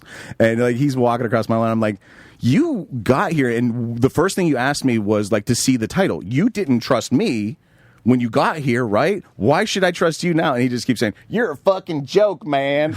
And I'm just I'm like, "You're a fucking joke." I'm very sorry, but you're asking me to trust you, and I'm just not going to do that. Do you trust anybody? He goes, "I don't trust nobody, man." And I'm like, "So you understand me, right?" And he's like, "You're a fucking joke, man." And so him and his not gay lover drive off. And and then so if they started kissing, like, come here, baby. That'd make me feel better. I'm back to Facebook Marketplace looking for another. And then so the next guy who seems serious, cash in hand, $1,200, no problem, man. He's like, listen, I'm coming down, but I'm coming from Daytona. Can you hold it for me until I get there from Daytona? Sorry, like, no Daytona sales. Thank you. I'm like, what's the ETA, homie? And he's like, I'll be there in an hour and a half. I was like, okay. And this is all going through Facebook Messenger, right? Like, we're messaging each other in Facebook Messenger. I'm sending him words, and he's responding to my words in Facebook Messenger with no problem, it seems like. Yeah. And so I'm like, yeah, okay, I'll hold it for you until 1:30, it happened to be. I won't have anybody over to see it until then, until you come to get a look at it, if you've got cash in hand. So he's great. So he makes the trip from Daytona. He gets to my house, and in my driveway, I'm like, he's looking at it, and I'm like, and just by the way, it was it was a recent problem. You are going to be the purchaser, right? And you have your driver's license with you. He goes, okay. And I'm like, do you speak English? He's like, oh, no. And I'm like, we've been talking in English in Facebook Messenger. So I go to Facebook Messenger, and I'm like, use a translator. I'm like, okay, we've been translating that, by the way. No one through Facebook Messenger, whatever. So I'll go back to that. So I go to Facebook Messenger, and I type in, like, you are the purchaser, and you have your license. Is that correct? And he looks at his phone for a minute, and he goes, okay. Like, he suddenly can't talk to me in Facebook Messenger, and he also doesn't speak English. These new kids, these millennials, they don't like to look in you in the eye. They can't talk to you. Old fat guy, weird old fat guy, and his profile picture is like a young teen girl. Yeah, a lot of old fat guys do that. And his name is Joni, and I assume some chick named Joni was coming, but he's like, no, it's me, Johnny. Johnny, Johnny 5 is alive. That is, by the way, is the most communication we have. Because at a certain point, I'm like, is this your Facebook Messenger? Like, am I talking to you? And he goes to show me on his phone, and he has like a Messenger app open, and it's got like a number of names. There's like some guy named Michael in there. There's Johnny in there, and there's like, and he's like, yes, this one. And he goes to the Johnny account, and like, so I'm like, okay, answer me in there. And he's like, okay. And so I'm like, nope. Nope. He's like, what? I'm like, You're like, nope. I'm just not doing this. Like, we can't communicate. Like, the very first thing is a problem. You don't like a Johnny? There's going to be like You're racist. 4 more problems along the way. I know that. And we're not going to be able to talk out any one of them. So, like, just go the fuck back to Daytona. This is you say it like that. What does it matter? He doesn't understand. He doesn't understand a word I'm saying. I'm just like chopping my neck and going no, like, you know. And, no. So he goes back to his car, and his like lady friend who's with him gets out. That's and I'm Joni. like, and I'm like, wow, the picture differs wildly. And so I go, oh, great. Do you speak English? She's like, no. And I'm like, well, I don't know why you got the fuck out of the car then. So this is done. We're done. No. And he's like, I drive all the way from Daytona. He can say that all of a sudden. Yeah. He can say, I drive all the way from Daytona. And I'm like, yeah, I waited the whole time you drove. I turned down like 90 fucking messages in Facebook Messenger about this goddamn van because I was waiting for you to drive from Daytona. I know how long it took you to get here, bud. And so like I started eventually just like shooing him. I'm like, go, get out of here. Vamos. And so like I go back to my house after a long time. I have another guy on the way, and I'm like, eventually I'm to the point where I'm going to go tell him, get the fuck out of here. There's another guy on the way. He drives away. A minute after he drives away, 2, 3, 4 minutes after he drives away, I start getting messages from Joni again in Facebook Messenger, and he was like, hello, yes, piece of shit. Hello, yes, it's me. I am purchaser. I have license. And I'm like, what just happened? And, and he's like, he just keeps coming back with weird answers, and I'm like, are you Joan? And that's when he's like, it's Johnny. I'm Johnny. And like, and it kept getting weirder. And I just keep going like, no. And he's like, I drove all the way from Daytona. I'm like, no. And he keeps messaging me, and then eventually I go like, why are you messaging me now, but you couldn't a minute ago when you were in my driveway? And he didn't message me after I got scared. I'm scared. he didn't send me any more messages after that. So no more. You still have the van? No, that was just my end of interaction with Joni. Oh, okay. All right. There's still The chat room wanted to weigh in and tell you that this sounds like a tedious, horrible nightmare.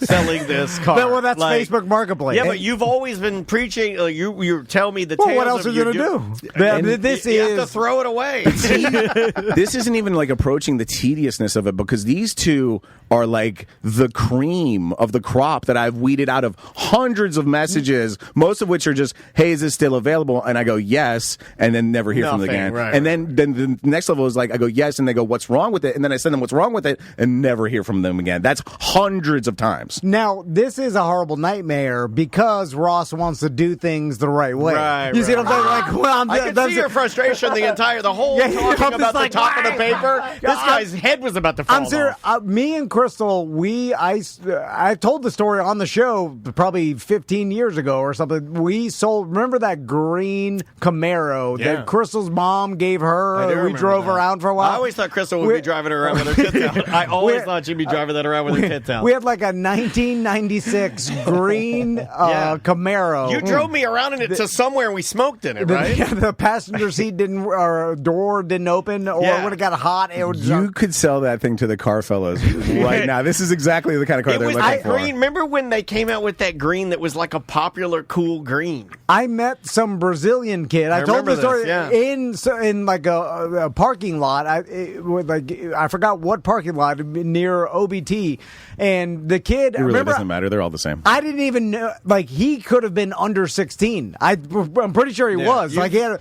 You've had a lot of interactions with under 16. He gave me cash, and then I gave him the title, and I'm like, here, write your name on it or whatever. He didn't speak English very well either. He got in the car, peeled out, and took off. And then I made the joke to Crystal as we're driving back because I had the license plate. I'm like, I bet that kid didn't even have a driver's license. We laughed, and then we got home, and that was easy. You want to go get some tacos? If I would have started hounding him about his papers or whatever the fuck, no way the deal would get. You're a fucking joke, man. Listen, Tom Van gets the deal done on Facebook Marketplace. He's the closer. You show up, he's the whatever, Facebook closer. Title, no title, criminal, no whatever. You sound like the car ads. Title, no title. I'll make it work. I'm Tom Van. Like you're shoving someone back in the trunk that's obviously tied up. I'm not gonna tell. I'm like, I just want the deal done. Let him die in there. Like I'm not gonna ask any questions. Some guy, I remember when my Crystal's old GMC truck that was all like, they crashed. Remember because I was looking at memes, and the tires were bald. You passed out, almost hit a tree. No. I rear-ended some lady because I was looking at memes, and it was raining and the tires were bald. Anyway, so, he slid into some old bag, and so then there's oil leaking. Some guys from Kissimmee showed up. They didn't speak any English. They came. They were like, trying to negotiate with me. I'm like, I'm sorry. So I did the lie. I'm like, someone else is coming, and they're gonna give me 50. And they're like, all right, fine. They gave me the money. I just gave them the fucking title. Yeah, and I didn't even. I was like, yeah, because in the Facebook, you let them drive off with everything you own in it and your tag. Do you feel the need to put the correct number? Because I put $1, and that's as like a tip of the cap to them, because that just shows me I hate the government. I don't want to screw you, so $1. But they know that's fake, right? You piece of shit. No, apparently the government, there's no way for them to, and I've learned because I've talked to BDs. But any time anyone puts on anything $1, it's fucking fake. yeah, but they have to take it. But that's I don't the government has to take it. They know it's fake and they know it's a lie, but they can't investigate it. There's no way for them to. In my experience, when you go pay tax, tag, and title, they just go by the blue book value that they have established. They have like a database of how much a car should cost, and that's what they go by when they charge you tax. It doesn't matter. Can you imagine if he finds out the $1 thing doesn't work? Can you imagine? You're killing his dreams. You can put. That's why they don't care. That doesn't fucking matter. They don't care what you can put $1 million. You can put $1. The chat room saying they fixed that loophole. The whole otherwise, everybody would put one. I did it for the Brazilian kid. Everybody would it would have worked then. Well, it would have worked then. This was like 2000. I mean, this was yesterday. No, whatever the third. I mean, yeah. Otherwise, everybody would put 1 penny every time. No, it doesn't matter because, I get at this point, I kick this guy off my lawn, and then just to simplify my life, I go through Facebook Messenger, and everybody who has started with Hablo Español or their name is Jose, I just delete. Immediately, now that's Facebook Marketplace. Because I've been very egalitarian. You are eliminating 99% of your customers. It was literally 85%. No, it was 85% of the Messenger gone. Yeah. And that's all there is. It's liberating, right? When you clean that thing up. Honkies don't do it as much. They don't. So, and at this And point, I'm a honky. I don't do it. I kind of decide like, fuck this shit, and I engaged with WeBuyAnyCar.com or something. AnyCar.com. We buy AnyCar.com. No, it's a scam. Eddie. We buy AnyCar.com. So I'm Or like, the other one. What's the other one? They'll give you $700. Half the price. Give me the VIN.com. It's as easy as you do it in your underwear. especially the Lexus, because like I started like I think like it's like Blue Book's like 2 at the lowest, and I started at like 15 and just kept dropping. I'm like. I got so desperate. I took out a Craigslist ad for $5, and I think I listed it at $850 on Craigslist, and I'm still not getting any nibbles because it had like 250,000 miles. It's like so high mileage. Dude, we could buy this and wrap this thing. And Tom and Dan, Pussymobile. So the Lexus, I'm like, I'm $5 in on advertising on it, and no nibbles even really on it. Is $850? Yeah. I mean, it seems like a car $1,000 or under should sell all times, right? Because I kept getting like, is it still available? And then be like, yeah, but don't forget, real high mileage. There's some kind of issue with the battery. If you don't run it often, it drains. Chat and, room like, says you should scrap it. They say you could get like 500 in scrap and they'll haul it off. so that I'm engaging WeBuyAnyCar.com. I'm going to see what they say, and then like a junk guy. That's what I'm literally what I'm down to on the Lexus at least, because like I'm just done with fucking around. And I decided to take one more swing at maybe the van, because there's even like I get rid of 85%. There's still dozens of people who are like, I'm ready, man, cash in hand, just let me know when. And the only reason I think it's taking so long is because I'm bringing them one at a time. I don't want like 5 guys on my fucking lawn all fighting with me, or like all telling me my car's a piece of shit, or whatever's going to happen in that situation. I'm trying to keep them one at a time. So like I go to the next most likely guy in my mind, and I'm like, come look at it. He's like, all right, I'm 20 minutes out. Great. What a refreshing amount of time to wait. So I smoke a little bit of weed, wait for this guy. His name's Maine. He shows up. You He's say like, you had a Junie and a hey, Maine? that's his- another thing about Facebook Marketplace. The names are weird. Yeah, you taught me that. You did tell me that. I'm telling you, try to sell something. And Didn't your weird. wife sell some pants to some lady named Grunch? It was like yeah, some yeah. weird name. It was like her name was Grunch. They're the most odd names in the world. And he shows up, he wants to take it for a ride, so I look at his license. His real name's Romaine. No, okay, Like all the right. lettuce. Like exactly spelled like the I lettuce. will say it's my favorite type of lettuce. Yeah, I'm it's good not a stuff. microgreens guy. I'm an iceberg guy, but I like Romaine. I like iceberg on a sandwich. Yeah. Yeah. People with odd names shop on Facebook Marketplace. It's a fact. So Romaine shows up, and he's looking at it for a second. He's like, yeah, he's got a big Infinity going. And he's like, I like that thing, but too high the gas mileage. I'm looking to get this for my wife, drive the kids around. I'm like, you might not want it for like these reasons. One, seatbelt's chewed out. Like, I'm like trying to talk him out of it. He's like, all right, well, there's a thing on the, there's a sign on the dash. So he goes, gets the goddamn computer you plug in. I'm like, this guy knows what he's doing. Like, maybe he wants a fixer-upper. So he's stealing the car's soul. He's going to leave you with a soulless car. Fuck, is that Use what they the do? computer to pull the soul out of it, and there's nothing left in there. Fuck, Gracie has mostly soul too at this point. Yeah. Just so like, memories. I'm like, at the point I see the computer, I stop trying to talk him out of buying it. I'm like, whatever, dude. If you know what you're doing, Yeah, if you're plugging something into it. Takes it for a ride up and down the street, and I think he has the same experience as the other guy. Like, this is better than I thought it was. And so we pull back up to my house, and he goes, all right. What's the deal with the Lexus? And I'm like, yeah, that thing's for sale too. And he's like, how about such and such for both of them? And I'm like, AnyCars.com. He sounds like one of those guys, right? and I'm like, I don't know. I kind of like, I go back to, I got a guy coming for 12 for this. And Oh, you're doing it again. Just be done with it. And so we car Guido back and forth for a minute, and he kind of bottoms out on, like, I kind of want 12 for Gracie, and I'm like, I could scrap it for 5. I could get 5 for it, just calling a junkyard. But in my head, I'm like, that's a whole nother fucking thing, though, I got to do. Yeah, of course. Oh, more people. The and then least resistance. And then you're filling out lots of paperwork. And then so he goes like, how about this? Okay, like, we'll do you 12 for your van or whatever. I'll do 4 for the Lexus, and like I'm gonna go get a trailer at the U-Haul around the corner, and I'll have this shit off your lawn like now. And I'm like, that's what my wife actually wants. Like, I don't think she cares if I get $1 for the fucking thing. She wants like the driveways free and clear of these like juddering pieces of shit just get 'em that outta we've been here. driving around for 20 fucking years, and we've ragged the fuck out. And so I'm like, at that point, I'm like, yeah, sold. And we fucking no problem with the title. We get right through that shit. counts out the cash. I go into the kitchen and discreetly check it against the light and make sure it's all real. Oh, yeah. And you have to, dude. There's too many fucking like those movie prop replica bills out there. You cannot take a chance. So yeah. Thanks a lot, Spielberg. I'll be goddamn. He went and got a trailer. He took the van, came back like an hour later, got the fucking Lexus, and good day, sir. Hey, man, it's a good ending. I could not believe I sold both of them to one guy. It was like and legitimately, Tom. So fuck you. All it took was a Herculean amount of effort, like literally way more effort. Got it done all the resistance weeks ago.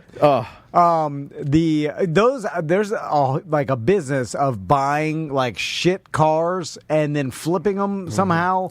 And there's people that do it for a living, and then they'll just go search Craigslist, Facebook Marketplace, and buy. And they know the ones to look for. Yeah, too. yeah. And I'm not sure what kind of money is in that or what they're flipping them for. If they're making like a couple $100 me and Romaine talked to him for a little bit, and like he is just a guy who has a certain. He talked to my wife for longer than me because he's studying to be an engineer.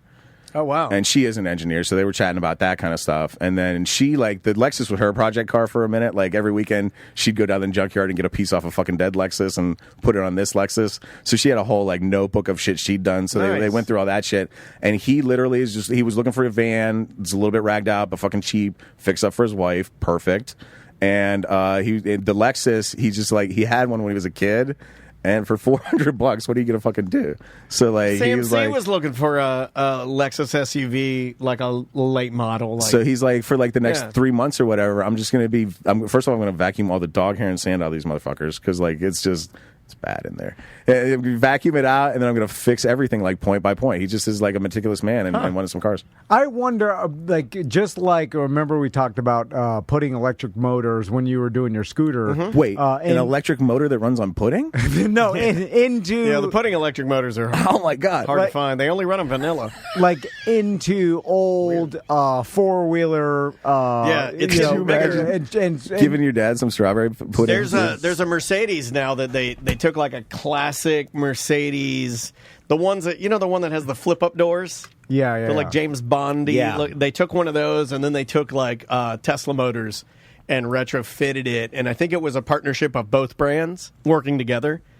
And they did it, and it looks freaking. But like you see it all the time now. Like because mine was just the tip of the iceberg. People are doing it all over the place now. Well, what I was saying is like imagine you have some old '90s Hondas and like Honda Accords that are just everywhere. Like sweet CRX. Yeah, all these. Oh, that was such a cool car. Old cars that are their motors are done, and to put a new motor is insane or whatever. I wonder if the electric motors get to a point where they're cheap enough where you just have some mechanic and just slap an electric motor. In a 90 Corolla. Then you have the car and stuff. You just need the power source, and then you plug it in or whatever. The drivetrain's the problem, right? Dan, an electric Delta 88. Like, insane. I mean, but like all it needs to do is power the axle. Like if you figure out the way to hook the electric motor up to the axle, maybe. When you go back far enough, it also has to move like 2,000 tons of steel. And then you look at a Prius, and you look like you could lift it off the background with one hand. Luckily, though, like a lot of, at least my car is super heavy just because of the batteries, so they're kind of made to push a lot of weight. Well, that's the thing. You need to put the battery somewhere, which then now you're taking out the gas tank, and then so it's a whole big fucking. Well, that's the main problem in my car. Why they can't put 3 motors? It's like you run out of room at some point, and you just can't do it. So I got rid of these pieces of shit, and we were looking at getting another one, and we looked at a Prius.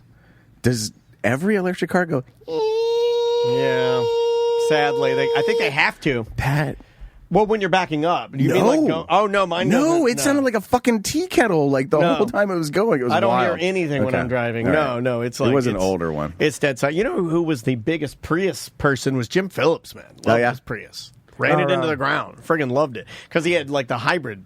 I'm a big fan of that too. Like the ability to do both. Like you're using like electricity around town, but then you want to take a long trip and you can gas it up. That's badass. Yeah, I mean, you can go anywhere. Shit, every brand's got an EV now. My buddy Alex, when we were in Colorado, he got a rental car that was an EV. Oh yeah, and I drove it one time to the store, and I'm like, that's pretty nice. Yeah, not bad. Golf cart. It's all this. It reminded me of your Tesla, or whatever. Yeah. It's got that big ass screen. They're all kind of mimicking each other. I really want an electric motorcycle, but that's one thing that's like not coming down in price. They are still very popular. expensive. Yeah. They're Very so popular. God, the throttle is or the just straight throttle of it all is so. Some of the No, it's Cerons insane. have actually Fast. gone Oh, it's so good. up in price. Like Yeah. it was cheaper to get them, but like when Turkey Leg got them, Right. Yeah. he got in like early and they were like reasonably priced. Now they've got so many different models and the technology is so much better and the battery tech is so much better and they're amazing. Like they are literally I want one like bad. they're crazy cool, man.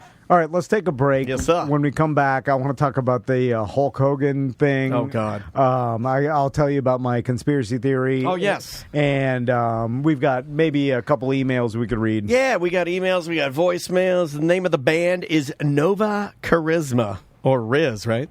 Is it Charisma Riz? Yep. This is Nova Charisma. The name of the song is Smoking Gun at the Metropolitan. Sorry. We'll be right back with more on Mediocre Time. 1-844-TOM-NDAN. Show at TomandDan.com. We will do emails, so drop us a line. Just sit back, just sit back, just sit back. It is super hot outside, and you need your air conditioning working properly. Yeah. And you need a preventative maintenance from American Air and Heat to make sure it doesn't break down, because you can't be without AC for half a day or No. any time. For it, like not even a minute, hours. not even a second. Yeah, you need it to work at all times. It's funny. They actually texted me on. We were still in the mountains, so they texted me on Tuesday and said, "Hey, it's time for your preventative maintenance." It doesn't get any easier than them texting you to say, "Hey, we're going to come out and look at your stuff." Yeah, it's on the calendar. It's time, pretty dummy yeah. proof, and yeah, we've got it scheduled for next week. We have a really complex system because we have different zones, different floors. They can handle all of that. Big, small, underpowered. We were underpowered. They put a new system in there for us. Yeah. We were able to find it. Like, it's just, they do it all right. That's a good point. If you have a super old air conditioner, it could be costing you way more than it should be in even energy from 05. cost. Mine Yeah. was just 05, but Yeah, the yeah. whole house was That's, underpowered. almost 20 years ago. I sound like old, man. It's about to be 20 years. And that's the thing. If you have AC from the 90s, Yeah. you're like, that's not that long. It's you're If you- 25 years old. If your air conditioner It's a classic car at this point. If your air conditioner can purchase a White Claw, you need a new Yeah. one. And redoing the ducts in your house and making sure you have enough returns. That's what I did when I got a new system through American Air and Heat. Like, there's just a lot more technology, a lot something. more efficiency. I'm having to move a duct. Oh, really? Yeah, we have one that's in an area, and it's just like, it's kind of like a wasted, it's literally pumping, or pulling, rather, air from an area that we don't need, so we're going to have them come in there and make some adjustments, because we're getting some moisture in an area, but they know how to do it. We already talked to them, and the techs, they make notes, so all the techs kind of share their stuff, and they know the layout, what we're up against when they get there. Yeah. Listen, it's good. If you could save monthly on your energy bill, like, it does add up over time. So just do the math. It's AmericanAirandHeat.com.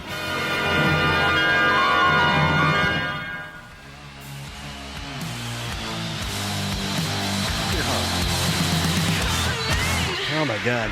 I'm going to sneeze live on the air. My allergy been crazy lately. Welcome back to A Mediocre Time with Tom and Dan. I am Dan. I'm Tom. Ross McCoy on the couch.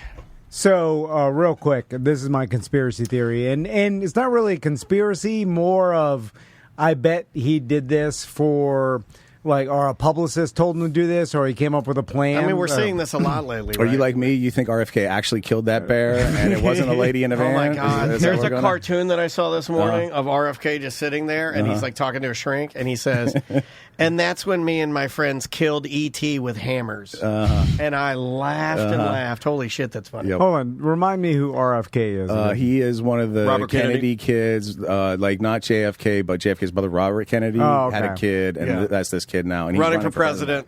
He's married to Cheryl Hines, Larry David's wife on Curbed. Oh, yeah. He's kind of beloved by a lot of the comedians that you think are right wing that like to talk about politics, like to kind of cozy up to him. You're kind of Hollywood right wingers like him. they like He's him. like a nice alternative to like Trump for them. Yeah. Okay.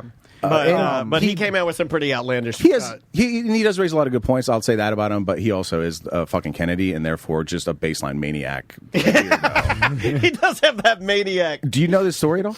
I don't know politics at all. This is not. this This, is this politics. supersedes politics. So anyway, this is real quick, and I'll let you get back to your thing. Yeah. This guy running for president right now. When 10 years ago, when he was 60 years old, he was going falconing with a bunch of friends, and he was running late. And his story is he saw a lady hit a bear with a van and kill it. He killed a bear with a vehicle, threw it in the back of allegedly my theory that he put it in the back of his van. not a lady with a van, but I think personally I agree. he hit with his vehicle. And then, but the indisputable facts that he agrees to is that after the bear died, he threw it in the back of his vehicle. And it was a bear cub, I believe. It was a smaller bear. Yeah, it was. Okay. It was a juvenile Who bear. ran over a bear cub and he put it in the back. Somebody. Why? Yeah. Why would he He put it in the wanted- car? he That's wanted- what the world is saying. He later wanted to skin it and then freeze the meat for later consumption. That was his story. So he puts the bear in the truck or van or whatever, goes falconing for the day, goes out to dinner with a bunch of friends. Dinner runs long. He doesn't get a chance to go back to his mansion. He has to catch a flight.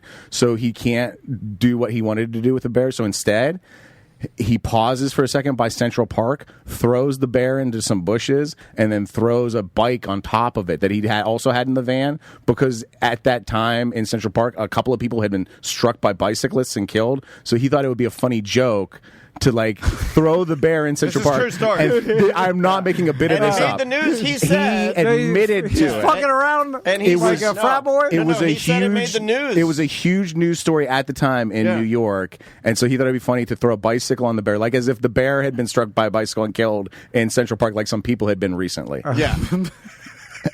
He's got my vote. And so for the last 10 years, he hasn't said a fucking word about it. But they were going to do a news story about how it was really him, and so he actually.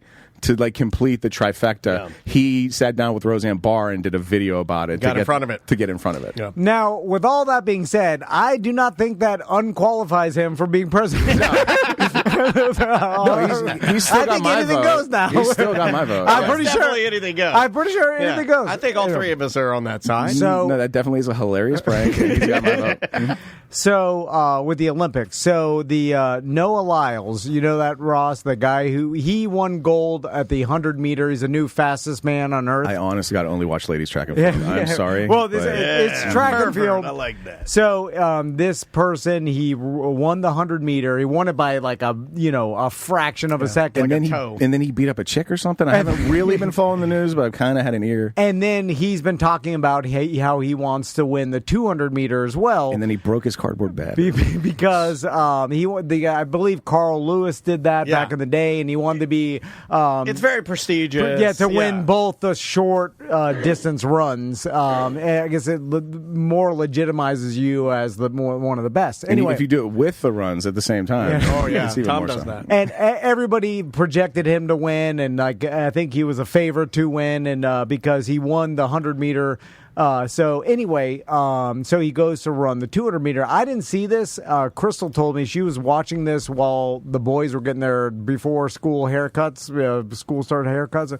So she's in there in the barbershop, and then she's watching the Olympics on the TV because every business has the Olympics on, which is cool, by the way. Yeah. Yeah, I It's like it. and I think the customers just have the Olympics on. If you're a business, I'm telling you that's key. Yeah, absolutely. So, so she's watching it, and she sees he comes in third. And after the race, and before she even knew what had happened or whatever, after the race, and I think it was a while before it came out, he was, he laid on the ground. He was great. At one point he was Crystal told me, she was explaining to me he was pulling his race shirt Gear off, gear yeah. off After the race? After the race, he was It's hard to find the video of it because they cut it right after the end of the race. and he was obviously in pain, and then something was wrong with him. Then they wheeled him off in a wheelchair, right? The medical team came and then got him in a wheelchair and wheeled him off. Does he also play for the basketball team? Because this is standard basketball behavior. Well, This that's was exactly not- what Tom said. That's what Crystal said. Yeah. Wide Wide receiver, receivers, yeah. when you miss a catch, you're like, oh, you grab your hamstring. Sure. And then Or like a miraculously. soccer player, you're out of position and somebody bests you, so you fall over like you have a hammy. And you then know? Yeah, I get Crystal you. was like, "Is that happening?" So then it comes out that he had COVID, and this, and I was like, "Really?" And they're like, "Yeah, he was diagnosed with COVID," which actually is to me more impressive. That he got bronze. Like, he got third place in this race with COVID. pretty awesome. You know, so anyway, but then I read in the story that he knew he had COVID 2 days prior. It wasn't a surprise, Really? right? So he knew he had COVID and he decided to race the race anyway, which there's no like stipulations. I guess Is there not? Because he's on a track with other guys breathing real No. hard. It seems like that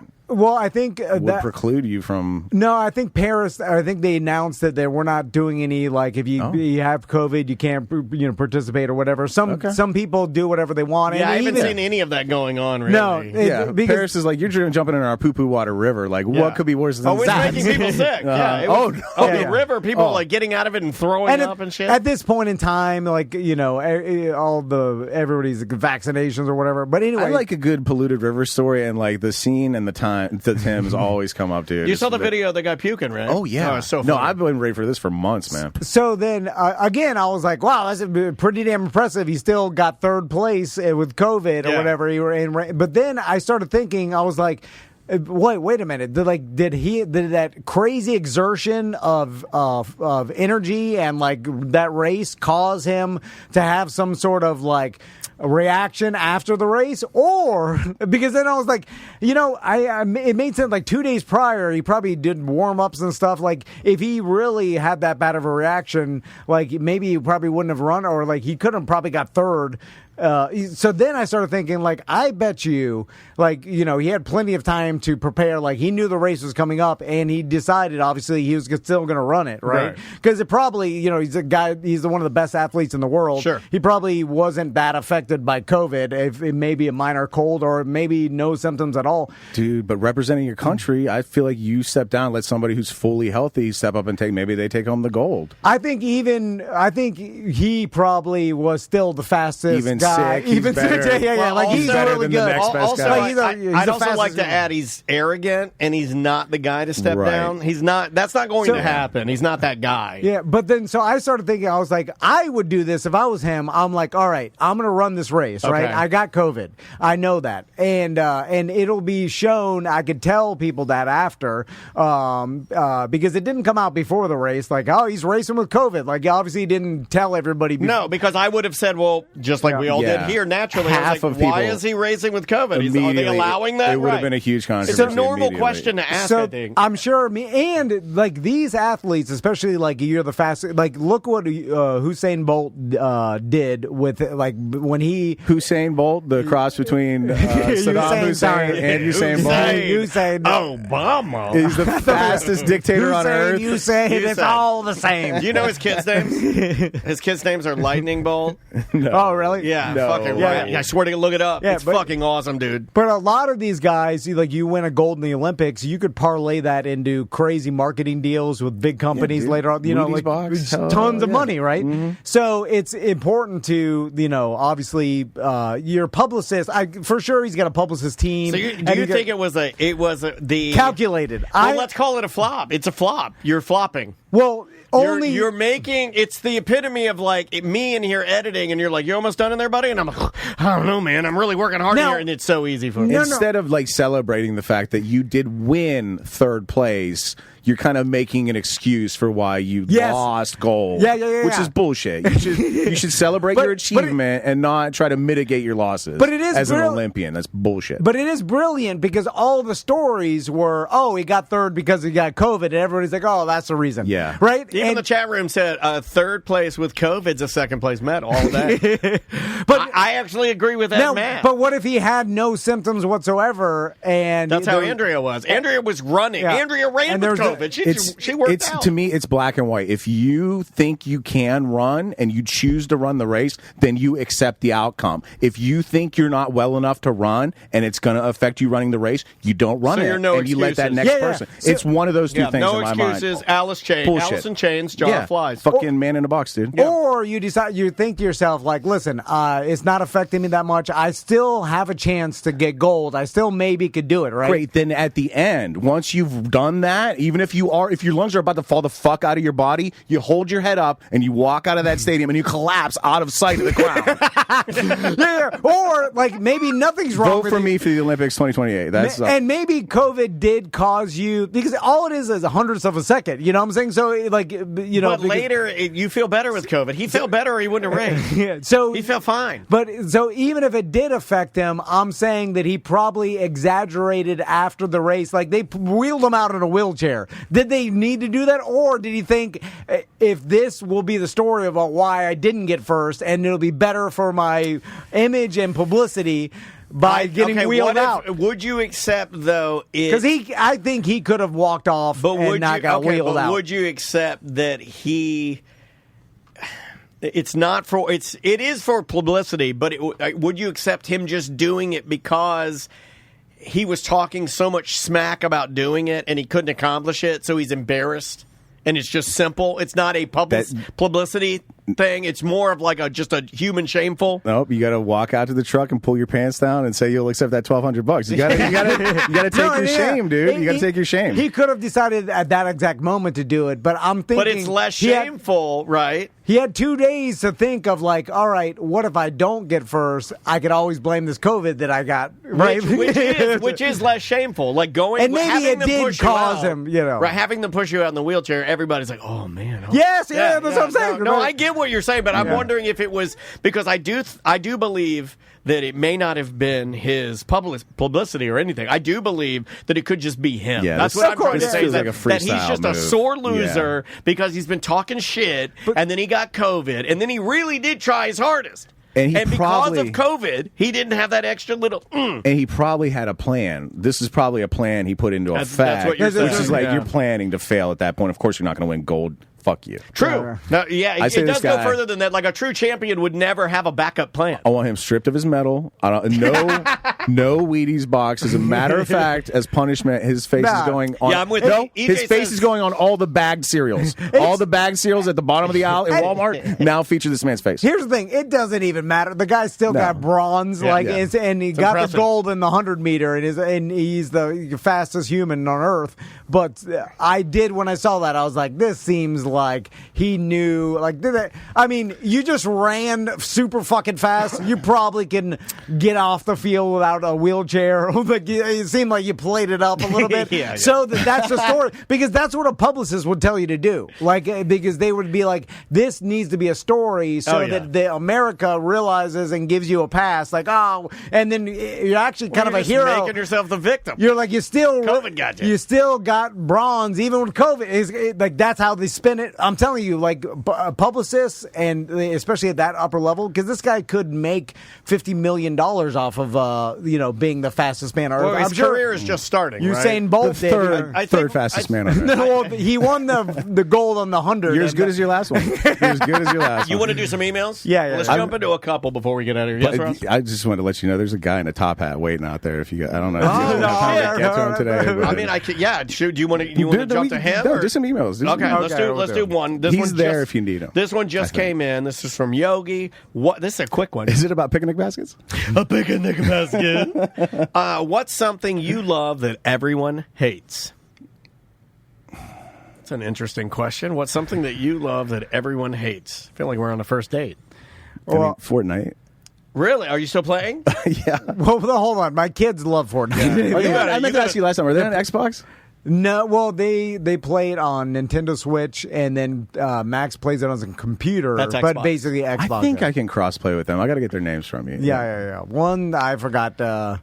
Maxi Poo 69. Don't say it on Maxi Poo 69. I will tell my kids Fortnite names. I don't care. Tommy 420 N-word. That's the other one. You can talk to my kids online. I'm fine with it. I'm seriously. Hey man, I listen to your dad. I listen to him on the show. What are you gonna do? Say inappropriate stuff. Hey, Max, what's your mom's personal cell number? I want to send her a dick pic. She gives that out of there. I know she does. Hilarious. I gave out my number. Nobody sent me nothing. Yeah. I gave my number out a couple of shows ago. I just gave it out. Nobody not even said one word. Because our listeners are cool. Our listeners. Yeah. Like, there's not a random crazy. They're like, I'm not going to bother that guy. You know, I heard this. Once a day, I'm going to send you something from Bud K now. Oh, please. I would love that. Did you see the dart launcher? A dart launcher? Well, I know what I'm sending you tonight. Yeah, send me a dart launcher. You know, sorry to pivot, but... No, pivot. We're at the end of the show. We can do whatever we want. In one of the podcasts I listen listen to. He's an old radio guy. He's about our age or We're whatever. old radio guys. Yeah, I know. And he was like going on some topic about something. He's like, some of you listening out there like me. Some of you probably hate me. And then whatever. And then I was like, nope. I'm like, no one's listening to you that hates you. That doesn't exist. Yeah, That's used to be a thing. That's a radio thing. Like that doesn't exist in the podcast Well, I world. think it can exist on the highest. I mean, very, very, but not to like the Joe Rogan has it. He has hate listeners. And the audience is so big. Yeah. I will tell you, I listen to a lot of Adam Carolla when I need to get something done because, like, I know at some point he's going to say something I disagree with, and it'll just like jazz me up a little bit. Okay. That literally, like, especially driving. If I'm driving, I'll put on like a bunch of Carolla show because I'll be like, "You fucking idiot! You're so wrong about that." You listen for Yeah. hate? Oh yeah. Okay, I didn't know that existed. Keeps me going. I honestly, because in radio, And I'm like, 40% of the time I'm with him. It's fine. And then he gets off into some weird. okay, fucking well, tangent where that's a I'm like, that's a little. you different. can't pee in the sink, you fucking animal. Why are you defending that point? It's fucking idiot. Yeah. Because that's like, yeah, you disagree with some things, but Yes. like there used to be a time in radio because it was the only talk radio in town. Yeah. Like you listen to Rush Let's Limbaugh. talk about pit bulls. Yeah, Let's or- light it up. Light up the phone lines. 6666111. Pretty good. I like that. But maybe I'm wrong. Maybe there are people that listen to podcasts they hate. I'd like to hear. Well, I mean, it is still a thing. It'd be weird. This sounds so odd to me. Suddenly you get a bunch of email you Like, really don't who's searching out stuff that they're like, I'm not interested in this or what this person has to say? They're and then not clicks on searching it out, but it's an age thing too, right? Like you would be more apt to do it than your sons would as they come up with media forms because it just doesn't exist anymore. Like you were in it, I was in it. Like I know what it's like to listen to a podcast. Like what Ross is doing with Carolla is really he's just going to new technology, which is podcast, and doing the same thing he's done on radio. But I don't think our kids will do that because it's just not around anymore. Well, I don't know. I mean, I've never listened to one podcast that I dislike. Yeah, but you Just assume that because you do that the rest No, I of know. the I world, know. Your friends and that's not. Well, I want to know why. But think about politics. People listen to political talking heads all the time, still on podcasts right now. Do they listen to the political Sides podcasts that they don't like? Yeah, absolutely they Oh, will. okay. Yeah. And like Why? the example Dan brought up, I like don't know. Joe Rogan. Like I don't like Joe Rogan as an interviewer or as a show host or anything, but sometimes he'll have a guest on that I'm like, I definitely like? I Sure. want to hear that interview for sure, even though it's going to be Rogan reading at a third grade level. I'll still listen. Right. I read at a first grade level. But you're Not as good. endearing. You're not. Yeah, you're not. This is another quickie. Hey, T&D, I'm like a week behind on shows, but are y'all still doing Shark Week? If so, I tapped into a story from me in college that I'd love to share, but no worries if y'all ended it. Thanks. That's from Kenny the Pervert. Are we still doing it, or did we kill it? Well, Shark Week on Discovery Channel already passed, and if we would have And done we it, have to do it then. it would have I'm been sorry. back in Right. July. I'm sorry. And so once it already passed, that I did think I was like, some people are going to be disappointed, but then We could have done Shark Week in July, but we missed July. I think it kind of ran its course, right? Yeah, if you make it to Thanksgiving, you can't have a makeup Halloween. Okay, You know, that's time for fair. Halloween is past. That's fair. Yeah. So, are we going to go with another bodily function? Okay. We were going to do pee-pee or periods was tossed around. You know what? Sometimes puking is good. Have you guys ever like delved into the puking of it all? Sometimes like people have good puking We stories. could do. but I then, could judge that. I'm gag man. I could Remember judge when that. George Bush puked on that guy? It On was that the other Chinese president? It was the I Chinese. think it was Japanese because they were eating sushi, It was right? I think they were eating Japanese, sushi. Why didn't he Or puke? was it dirty knees? Why didn't he puke onto the floor in his own lap? I think it was a quick puke. It Sometimes happened. You can't like when I puked into Andrea's car and I spray puked everywhere. I was just like, I could. I mean, you know me. I'm not gonna puke deliberately on her windshield, but I did. It happened before he could react. Yeah. He like got he got like a little tickle from a piece of sushi or something, and it just went. It's the best pukes. The best pukes are the ones where it just comes out like blah. So here's my submission for Puke Week. This is Thanksgiving when I'm like 6, so like mid 80s sometime. I'm a little kid. We go to my grandparents' house for Thanksgiving, and like my family's poor. We're living in an alley in like outskirts of Pittsburgh. Like we're very poor at this time, so our car is tiny. I don't think it was the Yugo, but it was like a Rabbit or some kind of small vehicle, and we like gorged ourselves at my grandparents' house, like huge Thanksgiving. We're on the way home, and it's Thanksgiving in Pennsylvania, so it's cold, you know, and we're in this shit box of a car, windows all rolled up, like heater doing the best it can, but it's struggling, and my dad just keeps farting. Like he's laying like mega turkey dad farts. Just like he keeps ripping them. And Hot box the whole car. It's building up in the car, and like we're like a block away from the house, and my mom goes, "Listen, if you fart one more fucking time, I'm gonna puke. I'm not gonna be able to." And my dad's like, "Okay, I got you. We're right there." He goes like, "Brah!" And lays like another just grandfather fucking fart, and my mom, true to her word, just goes "Brah!" all over the deck. She doesn't even try to be cool about it. She's just puking everywhere, and like I'm in the back seat, and between the farts and that, I start puking all over. Oh my god! I'm just puking everywhere. I love it. I love chain reaction pukes. And then we headed inside, and my dad had cleaned all that shit up. This is like a Wonder Year story, dude. Yeah. That's like the time I was lifting that Jeep top. Remember my Jeep? And I was putting that Jeep topper, and I'm a weak little man, and Andrea let go of the Jeep topper, and I was just holding it myself, and I was like, and I couldn't hold it anymore, and my dick and balls blasted out of my pants because I was doing a split in some mud, so my cock and balls flew out of my pants, and then I fell into the mud, and then my wife started puking, and then that made me start puking. This is a fucking disaster. Yeah, there you go. Puke week. One more. Puke week, that's got legs. One more.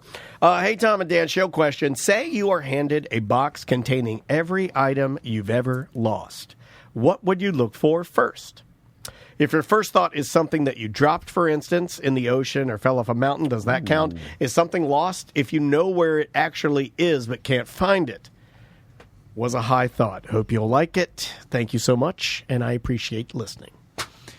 Well, I know we're like so. I had a watch that my mom gave me for graduating high school.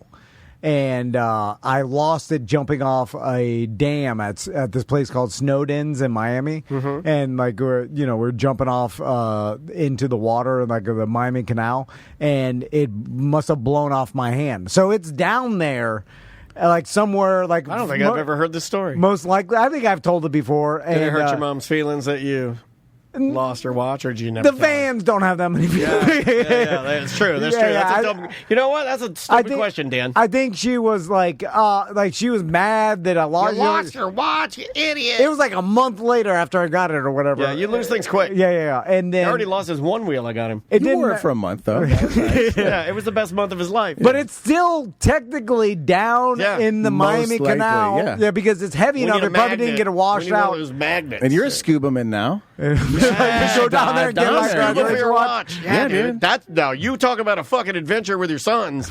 We adventure to find my old watch when I was a kid. What kind of watch was it? Because Dan's right. We could maybe magnet fish it up. What kind of watch was it? Yeah, a Fossil or something like that. I don't know. You know what? Like when I was a kid, I had a decent Fossil. I had a cool little. I had a leather strap, and I then loved my Fossil. The face was like a holographic globe. So when you looked at it, it looked like 3D up, and it was a you globe. had one of the holographic ones. It was sick, and I broke it playing basketball. Yeah, those were the good ones. Bullshit. I had the one with the guitar that you could see through it, and you could see the movement. Yeah. It was like a guitar. Yeah.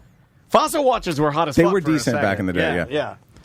Most of the shit, like that's why I'm not sentimental, because my personality is I can't get attached to some physical thing because I will lose it or misplace it and it'll be gone. So then I'm guessing this is why I've taught my brain not to become attached to anything physical, so that I'm not disappointed when I lose it because I'm going to lose it or ruin it in some way. You know. Let's see. Do you have one? I don't really have one off the top of my head. I mean, I when you said ocean, the only thing I could think of was that we when we got one summer we got a metal detector, and we were like metal detector crazy. And in my front yard, we found a gold ring with like Masonic imagery on the sides. Yeah. And we were like, cool. And then like the next day, we found this little double-headed eagle, and it went on the fucking ring. Somehow, like, we found the two pieces of this cool little gold ring, and I went to the jeweler around the corner, had him put it together with a little bit of solder, you know? And my wife liked wearing it around. She thought it was cool. And one day we went to, like, Lori Wilson Park, and she's throwing football in the surf, and boop, right into the ocean. Oh, man. Yeah. Oh, damn. I've seen there a couple of my friends one time, like they lost. I think it was my buddy the Grizz lost his wedding ring. I'm always terrified of that. In a beach volleyball court or whatever, like in the sand. Yeah. And then one of my other friends found it. Like Holy shit! They all were like sifting. Really? It took them like 40 minutes of like sifting through, but someone found it. That's like a prank. I like to do that at volleyball courts. I go there and I'm like, I lost my wedding ring. Do you guys mind? And they're all looking. I didn't lose shit. Digging around. I just do it so the girls will bend over. I can see their thongs. I can see their butts.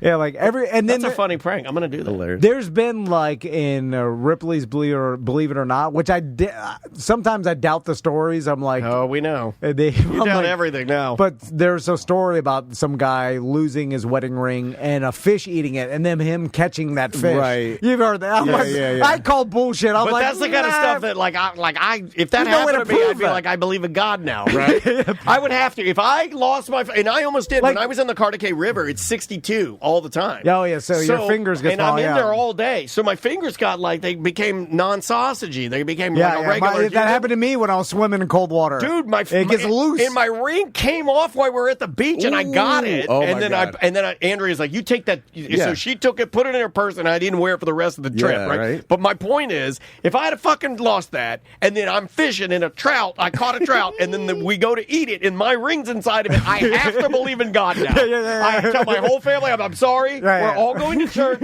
Every single, we're going twice. We're going Wednesdays and Sundays, like real good insane. Christians. Yeah, we're all Christians, and we have to do it. I mean, at least it's some evidence. What has anybody else got? I got the fish. The ring. The ring. That's a lot. I feel Yeah. like that's more than anybody else has, and there are Christians that would be stronger So, Christians than me that hold would on. have less evidence. I got the fucking fish. Oh, look that up on Google will. real quick because it's in Ripley's Believe It or Not, and they say that they vetted all the stories, but how did No, they say you can believe it or you cannot believe it. That's what they He's totally say. right. He's totally right. Hold on, Ripley. Yeah, they do. They go, believe it? Or not. Yeah, or is it a fucking bullshit story? Some drunk old man told you? The last time I went to Ripley's Believe It or Not, they have all the same stuff, like that mirror where you like make goofy faces, then you walk around and you look at the people making goofy faces from the other side. They have like all the same stuff as usual, and then they always put like one different exhibit in to shake it up a little bit, so like people have incentive to come back or whatever. The last time I went, the mobile exhibit was like a bunch of the letters that Ripley would get from people about that ended up as Believe It or Nots, and like people would write into Ripley and be like, hey, I dropped my ring in the river, and then 2 years later I was fishing and I caught a trout, and when we went to fry it up, the ring was in the belly, and and here's the proof that and so like that, believe it or not. Oh, so those ended up in some bullshit writing stories? Usually Ripley. This one's not popping up as being real, man. Usually Ripley. And I want to help you. My whole life, I believed it. We'll do a follow-up. I swear to God, we'll have to do a Fuck you, Ripley. A lot of some of them, like Ripley. I thought it was like these are true stories Now hold on, pause. that we vetted. Pause, because Ripley was like an explorer. Ripley was an explorer and a world traveler at a time He's where a like fucking liar. a lot of guys didn't like get away from their town that they grew up in, So like Ripley went out in the world and he did encounter like a bunch of actual real weird stuff. So a lot of them are things that he encountered and was like, this is weird to you in Nebraska, and so like, there's a lot of that, but he also like got just written a lot of letters where like my dog gave birth to a nanny goat, believe it or not. Well, that's not what I wanted. I thought the whole point of the book My was like, dad's got 3 peckers, believe it or not. I thought Yeah, I get what you're I saying. thought the Believe It or Not was like You thought it was the name, like a catchphrase. You didn't think it was them actually saying, "Hey, you can believe this, take it or leave it." yeah. But I thought they were like these are true stories. That They never said that. They never we said that. That's vetted. real world. But they You go, can true be- story. I'm like they sound unbelievable, so you may not believe them, but they are true. unbelievable. That's why we put them in the goddamn book. It's not some you old man tells you a story like I got lost my wedding ring and a fish ate it. I'm like, no, And you're I caught fucking the- lying, old man. There's no way that happened. Did you never watch the TV show like back in the 80s, early 90s? That's what I'm quoting. Yeah, I did all the time. Because Ripley would come It's a little on ahead of your before time. and he would like explain to you. He's like, I acquired a lot of this information in a lot of ways, and I'm just giving it to you. Yeah. You can either believe it, and then he would go, or not. Yeah, he would pause. He would Just some pause. random He'd bullshit? Say, he'd Some of basically- it, No, but maybe. he was It's telling up to you to decide. No, he was telling you. I mean, you'd have to be real dumb for the man looking in the camera to say, "Believe it or not," to not pick up on the not part. Well, they've built multiple museums of this motherfucker. Yeah, and They look like they're upside fucking down. I don't think they're museums. By the way, Tom, not. I don't think they're museums. I don't think they classify themselves as I museums. think they do call themselves. Yeah, a that's museum. I went there as a kid. My mom, that's the only museum I went to as a kid. Again, he did travel the She world. took me there like it's a Smithsonian. He did travel the world, and That's what I'm saying. It's like the Smithsonian. We drove it's to St. the Augustine. Smithsonian for Kid Rock. It's Kid Rock really is. Smithsonian. It's not a real Smithsonian. She took us all. We drove from Miami to the goddamn bomb with the bomb. Believe it or not. to St. Augustine, and she's like, "This is a museum." Ripples, believe it or not. We're like, "Oh wow!" And then I read all the stories. I'm like, man, "Oh, they're all the true." fish with the ring. it's a I got the museum. book. It's a museum of stuff a rich guy bought back in the 50s before there was the Curiosities, internet. right? Yeah. I don't say like if it's Yeah. curiosities, that's not a museum. You got like a squirrel where they sewed a fish head on it. He's like, believe it or not. It's like, well, that's bullshit. Like, for example, like Ripley might have like an exhibit that's like, here's an Iron Maiden from the Middle Ages that was a torture device, or at least this is what I was sold as one. You know, like it could be literally anything. Well, okay. Well, my whole life's a goddamn lie then, because I thought it was. These are true, vetted by us, and it's like it may be unbelievable, but it's true. Tom's just been walking around like, Ripley, believe it. You know the fisherman caught the. Well, then it's just a fucking museum of dreams. You go there like, here's some bullshit. Then why is it even there?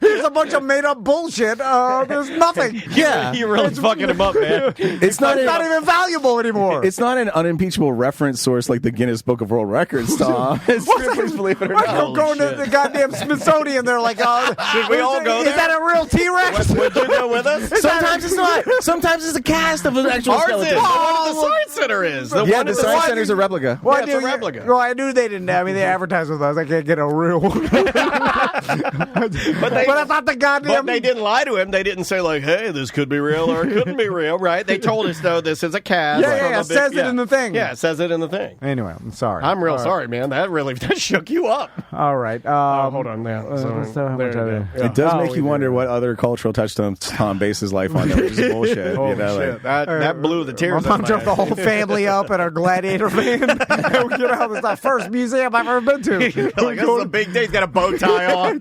Walking in. We got. I'm looking at. Hi, I'm TC Van. I'm here to see the fish. I stand next to the world's tallest man. I'm like, take a picture. And then the old man who's got no teeth, he can put his Did you lips look on at his the nose. the world's tallest man? You're like, one day I'll be this to a little man. All the stories, bullshit. Anyway, all right, let's get out of here. probably should get we out of don't- here. Yeah. We will talk to Ram in maybe next week. We'll schedule because we need to schedule Ram because we have questions that are now coming in, and I would like to offer if I mean I'm sure he would be okay with it. I can run out there and ask him. Yeah. If you need a financial question answered, Ram Davesy is your man. Then you can send it to show@tomandan.com and we'll gladly get it to him. So Yep. Anything else to plug? You got any shows coming up? Oh, yeah. The 9-5 at the Funny Bone. Don't forget, come see the Mo Comedy Jam. It's going to be Austin Kleeman, Rue Nafsad, Donald Evans, Sabrina Ambra, David Jolly, and then some other guy's hosting. I'm not sure his name, like Voice Association. And then I also have a show. Dan, I got one of your favorites coming up. What do you want from us at Framework? That same coffee shop. They gave us a Friday night, Dan. It's going to be Friday night. Good. The 30th of August. We're doing What Do You Want From Us live. It's been fucking awesome every single time we've done it. And Great. I would really appreciate it if a bunch of you guys came out and voted for me to sing at the end of the show because it hasn't happened for like the last 5 or 6 and it's starting to feel personal. Okay. So if you guys come out August 30th, the Framework. You control the show. If you've never been, you get your cell phone out. It's the only show I've ever been to where you hold your cell phone and you get to vote for the jokes that you see. So if the show is bad, and Larry and Ross will tell you this, it's your fault. And that's cool. It's always a lot of fun. Yeah. People like voting for jokes. They like watching the graph happen for whatever reason. I don't understand it, Tom. A bar graph is happening and people are very invested. People are like high-fiving and slamming beers. Yeah, it's cool. It generates more energy than the sum of its parts. It's a really good show. So what's the percentage of real stories? Bullshit. Is it 50-50? Should we all go? Is there 20% bullshit? Well, you want me to ask ChatGPT? Yeah. Say how many fake stories Ripley's, believe it or not. How many of the stories Now, Tom, I know you didn't want to bring me in, but I happen to have a vested interest in a number of you might call them fictional museums. Well, yeah, that is, Hi, by the way, it's me, Ram Davis. Good to be here. Thanks for having me on Friday, buddy, guys. so good I to guess see you guys you. were just going to leave me hanging on the fucking couch. We're huh? sorry. We didn't Yeah. mean to bump you. Ram Davis, he does curse you guys. It's just he's always been on the radio previous to this. He really wanted to get that fuck out. I like that. And, guys, people get mad if I don't do it, so let's just get this out of the way. Let's just get this out of the way. I'm trying to save Let's your just go dollar. ahead. Get I this saw out the of dollar. the way. And I forgot to do it last time, so let's just double it up. Let's do another one. Just right off the bat, get that out of the way. And the main reason I want to come in today, Tom, a lot of people don't understand the difference between gold, silver, and you keep calling it bronze. That's copper. It's always copper. Yeah, That's the big three in my mind. In my mind, I think in the mind of the writers of the Constitution and the Christian Bible, it's gold, silver, and copper. That's money. All right, okay, all right. And a lot of people have been asking me, for example, how do you make change with gold? You cut it into little tiny pieces. No, you don't want to damage your gold. You make change. It's simple. I can explain it real quick. We'll let you guys get out of here back to your families and your dancing daughters or whatever. It's the same as D&D rules. 1 gold is 100 silver. 1 silver is 100 copper. It's real easy, you guys. One gold is 100 silver. Yeah. 1 silver is 100 Equivalent copper. amounts, whatever you got. You got a gram of gold, 100 grams of silver, and then it does. People ask you, can it be one big 100-gram piece? No, it has to be 100 little grams of silver. That's the only way. I'm familiar with D&D. You have to have a pouch full of money. This is our classic pouch full of money situation. The coins go in the pouch. They jingle jangle. They're hard, heavy, loud. That's how you know. 100 silver, 100 copper. That's a gold. I mean, since you're here, I do remember one of the questions, if you don't mind. Oh yeah. One of the questions from a listener came in earlier this week. I hope I don't butcher it, but it was very simple. It was, Dear Ram, is a chainsaw currency? Is a chainsaw currency? It is loud. Okay. Chainsaw is one of the good. loudest things Yeah. on earth. Is it heavy? Can be. I guess this that on a case by case basis, because you could. I have seen some light electric chainsaws. Most Again, are though, right? but your electric chainsaw will be ruled out on.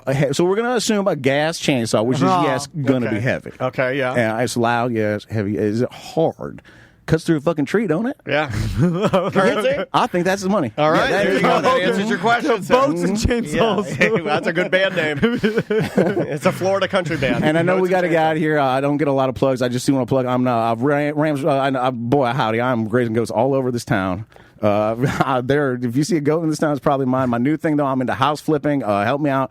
Find me some houses. If you can help me find houses to flip, I'm looking for abandoned houses I can drive a back up to and grab them by the foundation and just flip them over. Because I found when you flip a house in this manner, all of the money, the hard, heavy, loud stuff, tends to fall to the bottom of the house. So you're literally flipping it upside down. Any house abandoned, or maybe the people are just at work for long enough for Ram to get in there with the backhoe and flip that house and find all the money and get out. I will pay you a percentage of the money. Thank you. Do you thank want you, an Ram. answer to your question to make you even more mad? Okay, yeah. I forgot that's why I came in. As for the exact number of stories in Ripley's Believe It or Not that are true, it is challenging to pin down a precise number because the collection has been continuously growing for over a century. However, it is estimated that thousands of stories have been published across various formats, including books, comic strips, television episodes, and exhibits in Ripley's, quote, auditoriums. That's what they're called around the world.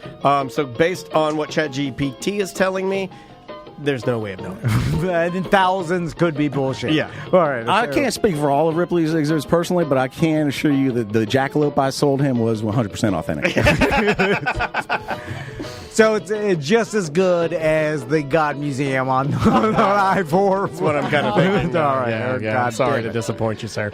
Is there anything we need to plug? No, that's it. The food truck fiesta this Sunday. Eric Merchman's going to be out, and that's in Sanford. Yeah, man. And that's from 3 to 8. And, of course, we have the Bad Business Beer Fest in Sofa and Suds coming up in November, the weekend before Thanksgiving. So we're gearing up for that. But it's a free beer fest, and the next day is the Sanford Sofa races that me and Daniel host. We want to see you out there, guys. Did you say free beer? Oh, yeah. Come on out. Ram. What is the largest container I'm allowed to bring? You know what? You can bring a trash can. It's a sample cup. You get a sample cup. He's a VIP. We are a legal contract. I'm bringing a wheeled trash can. Yeah, bring a wheelbarrow or something. Okay, guys, thank you so much for listening. We love you. For those of you that listen or watch, like and subscribe on YouTube and Twitch. That really, really helps us out. And grab our free app if you miss anything. We will see you Monday. Hold it, fellas. Wait a minute. I can't publish that. It's mediocre. I am so fucking tired of doing podcasts. I'm literally done with them. I'm not doing any more podcasts.